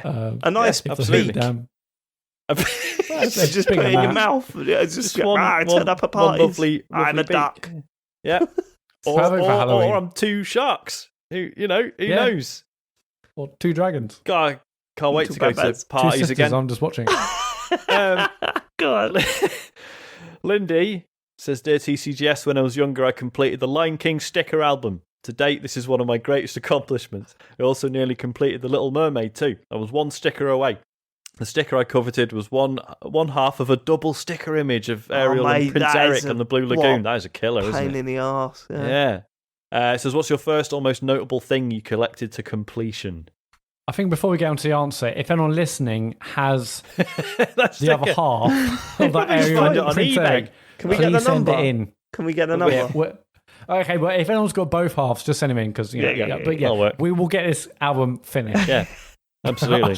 Someone's got that at home. I don't think I was never a completionist as a child. I get bored of things too quickly. Yeah, same. I never completed a collection of anything. I mean, I had football stickers. Obviously, was massive at school. Everyone had a massive wad of football stickers in their pocket with like got need, and I never ever finished any of them. I definitely wanted to go to those Merlin, like the roadshow things at the end of the season, to like go there and get all the things you haven't collected, and I never did. I desperately wanted to, but every album was like 3/4 full. And do you want to hear something really full. Depressing, Matt? When I was at school, of course, everyone was getting the Premier League sticker books. I had like the Championship sticker book because it had it all on it. It was the Championship or whatever it was, Division 1 back then. Yeah. But the second tier sticker book. I mean, you could have many swaps. I didn't have anyone to swap with. Yeah. What have you got? Well, I've got this bloke from Port Vale. I've got Ketteridge Town. What league that? Yeah, it was really depressing, but I just wanted the Millwall stickers. I don't. There were things Pogs, I collected. Man, I've fucked ton of Pogs. Yeah, tons of I never Pogs. went to them. And we talked about trash can trolls. Tazos, when they called Tazos, the well, the ones that came in like the crisps and stuff. Yeah. And the Chopper Chop ones, they were the best. They were always the pipe. And I remember, I don't know if anyone knows the area well, but there was a big rumour going around that there was a Pog World opening in Kingston, and oh yeah, there's Pogworld, and then people had been to Pogworld and they come back with all these amazing slammers and pogs that you'd never seen before, and thought, oh my god, Pogworld, I need to go to Pogworld. I remember dragging my mum to Pogworld in Kingston and finding it was a stall in the middle of like the shopping centre. It was one bloke standing there, and I just thought, oh, Pogworld. going up to him like, where are the rides, mate? What's going on? Yeah. Isn't it weird that it would be a shop? Isn't it weird that if Pogs were big now, like, because so many like card and board game shops like doing really well out of like hosting like game nights and stuff, I bet you'd be like, yeah, there'd be like shops you could go to and be like, oh fuck, people are playing Pogs, they're having a tournament. Yeah. Pogs would be huge, wouldn't they? Pogs would be huge. They could be huge, again, man. Let's bring it back. Let's go. Little cardboard. It doesn't work like that. Let's do TCGS Pogs. Oh my god! Do you reckon they're just going to recycle them all? We go Pogs, we go Tamagotchi. We go. I mean Tamagotchis are. I've back got 3 anyway. yo-yos on my desk. They're not though. Not like back in the day, man. I remember the amount of WH Smiths that I went into, and they were like, "There is no way we are getting Tamagotchis in this week. There's already about 200 people lined up for the next Tamagotchis. Get out, kid." Yeah, I mean, I love them, and I Digimon as well, and all, good stuff. I've told my story about when I got my first Tamagotchi. No, go on. It's not even a story. It's just, in hindsight, it's just incredibly weird that it just happened. It's just because I'd followed it in magazines and stuff. Like I knew what the release date was, and I just went in. So the town I grew up in was just this like sort of semi-rural, shitty market town that for some reason managed to support an independent toy shop up until about 5-10 years ago. And I just went in and I was like, "Have you got any Tamagotchis?" And the guy was just like, "Yeah. Why are they? What are they?" Like, really? Basically, obviously, some sales rep had done a number on him and been like, "Mate, you need these in your shop. They're going to be huge." And he just sort of obviously bought some and didn't really believe a word of it. And I was like, "Yeah, they're going to be absolutely massive. Like, why have you got some?" And he's like, "Yeah, I've got like these 3." Fucking hell, that is horrific to hear. Do you know the trouble we went through to get a Tamagotchi? This is it. Like. Because I thought you were going to say that you like took a box of them, and then we're just like, you should have said, "I know these things. You'll never sell them. I'll take a box." I'll 15. just look, mate. I'll take them off your hands. I mean, you should be paying me. I'm going to make a killing now on Friends Reunited. Well, Christ, this was, how old were we? What, about, must have been about 10 at the time. Okay, on teletext. Teletext, yeah, yeah, that'd have been good. But yeah, so yeah, just weird little. At the time, didn't really think anything of it, but then in hindsight, like you say, hearing more and more stories about the trouble people had getting hold of them, it's just like, oh yeah, it's incredibly strange. It was mad, and I remember the first day with it, and just thinking, "Fuck, it's just annoying."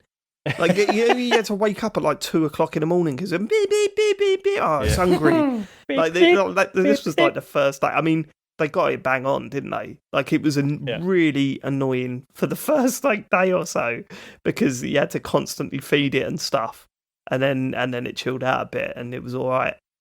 I mean, do you think like parenting down to a T?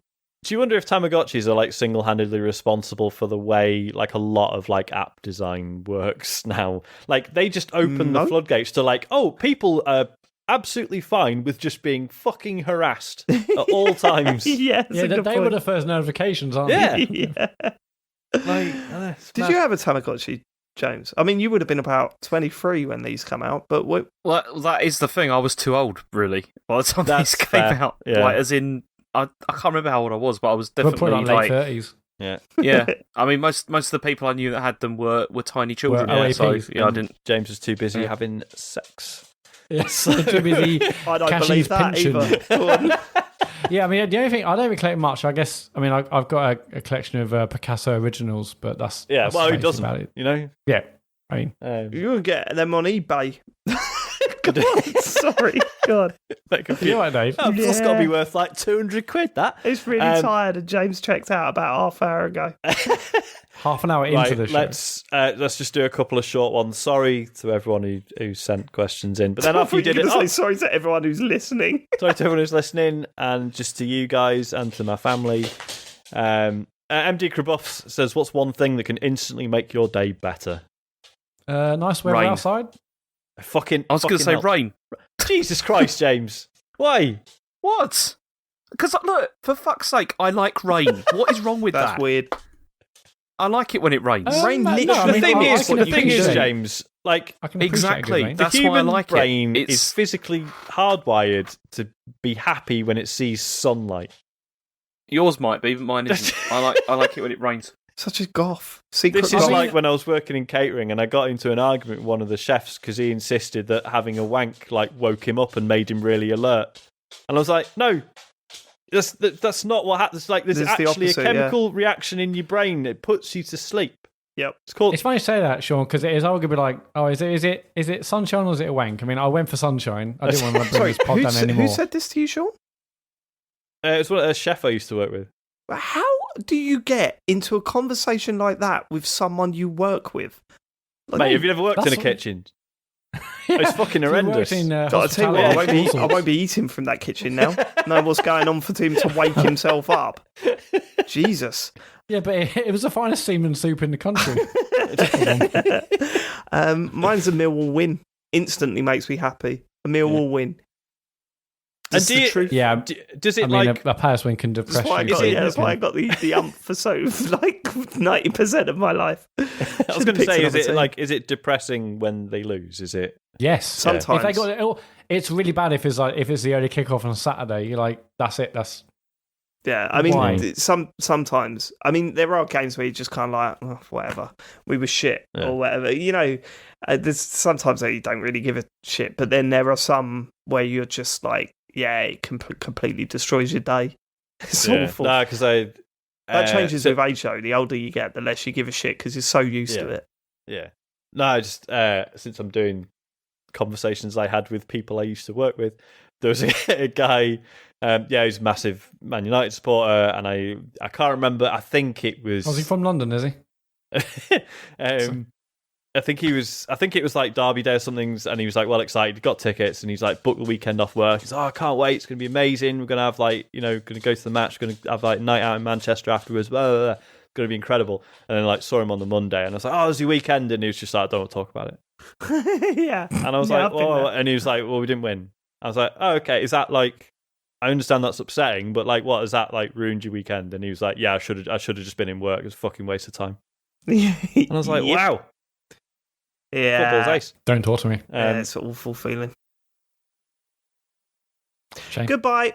Wait, have we got? Is that it? Is that it for the emails? We've got to quickly do this one. This is from Lars Hedderdam. It says like choosing the wrong spec in an RPG and only finding out in the end game. My zodiac sign has just changed. I panicked and pissed in my neighbour's letterbox. What's your guys' new destiny and zodiac sign, and how has it drastically changed your life? But has it? Because I thought I saw something from NASA saying, or someone saying, no, there isn't one. No, Don't worry about it's what it is. NASA, didn't they find this star ages ago? It's just come up again. They found it. So basically, there's a 13th sign of the zodiac that they've just conveniently ignored because they figured, well, 12 is quite good because there's 12 months of the year, so that fits quite neatly. So we'll ignore the 13th one. Wait, when you say they, the authorities on astrology, whoever they exactly astrology, right? It's Russell Grant. It's almost like Mystic Meg. the whole thing is bollocks, isn't it? Well, yeah. that's what it is. All made up. No. When they're turning around to NASA going, nah, it doesn't count. Like, you want to go, look, Yeah, but we're NASA. maybe this is all horseshit. But then look at flat earthers, I guess. Oh, for fuck's sake, that now means I'm Sagittarius. Yeah, so I've gone from Aries to Pisces. I can't even remember what I went How do you work this out? Oh, what's your birthday, James? November. What's your star sign? November what? Oh, it's the 7th, the same as me. Yeah, yours Yeah, changed so as do. well.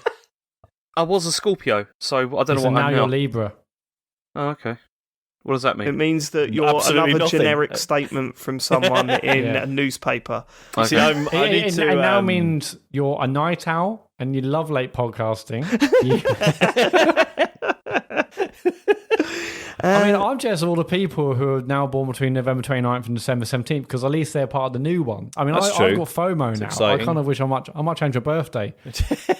I want to be there. I want to be a Office, something. Yeah, it's weird. Ophicuous. Yeah. I want to be... Yeah, that one. Yeah, but if you're not there day one, what's the point, Matt? We all know Good what point, you like. wankers. Right, okay. Let's. Thanks for all your messages. We will obviously pick up a few that we missed out this week. Sorry, it's just been a bit of a long one. We all want to go to bed. So, Matt, do you want to do the social stuff? So, a huge week this week. This Thursday, so tomorrow we listen to this on a Wednesday, we are doing a talks over for the Xbox Game Showcase. That starts at 4:45 on twitch.tv/TCGS Co. That'll be me, Sean, and James talking over the Xbox Game Showcase. I can't tell you how excited I am. It's going to be amazing. And that's not because I think it's going to be an amazing show. If it's good or bad, it's just fascinating for the ramifications. Anyway, that's Thursday. Friday, there's going to be no Deadly Premonition 2, I'm afraid. But we are doing this in the quiz inning. That's a $10 and above Patreon supporters. That'll be a private live stream on YouTube. All the information will be in a Patreon post this week. Hopefully by the time you'll listen to this. On Sunday, I'm back for more Hitmat, Sunday night at 8 p.m. And then the Tuesday after that, Sean's back for Play by the Bell. They're all on twitch.tv/TCGS Co. If you missed them live, you can watch them all again on our YouTube channel. Amazon Prime, Twitch Prime. Yeah, if you're an Amazon Prime customer, you've got Twitch Prime, give us a free sub. We really appreciate that. Patreon.com/TCGS. Again, $10 and above Patreon supporters, you get to watch In the Cuisine live on Friday. It's going to be quite something. And it's TCGS.co for everything else. We hope you have a good week. We will see you next week.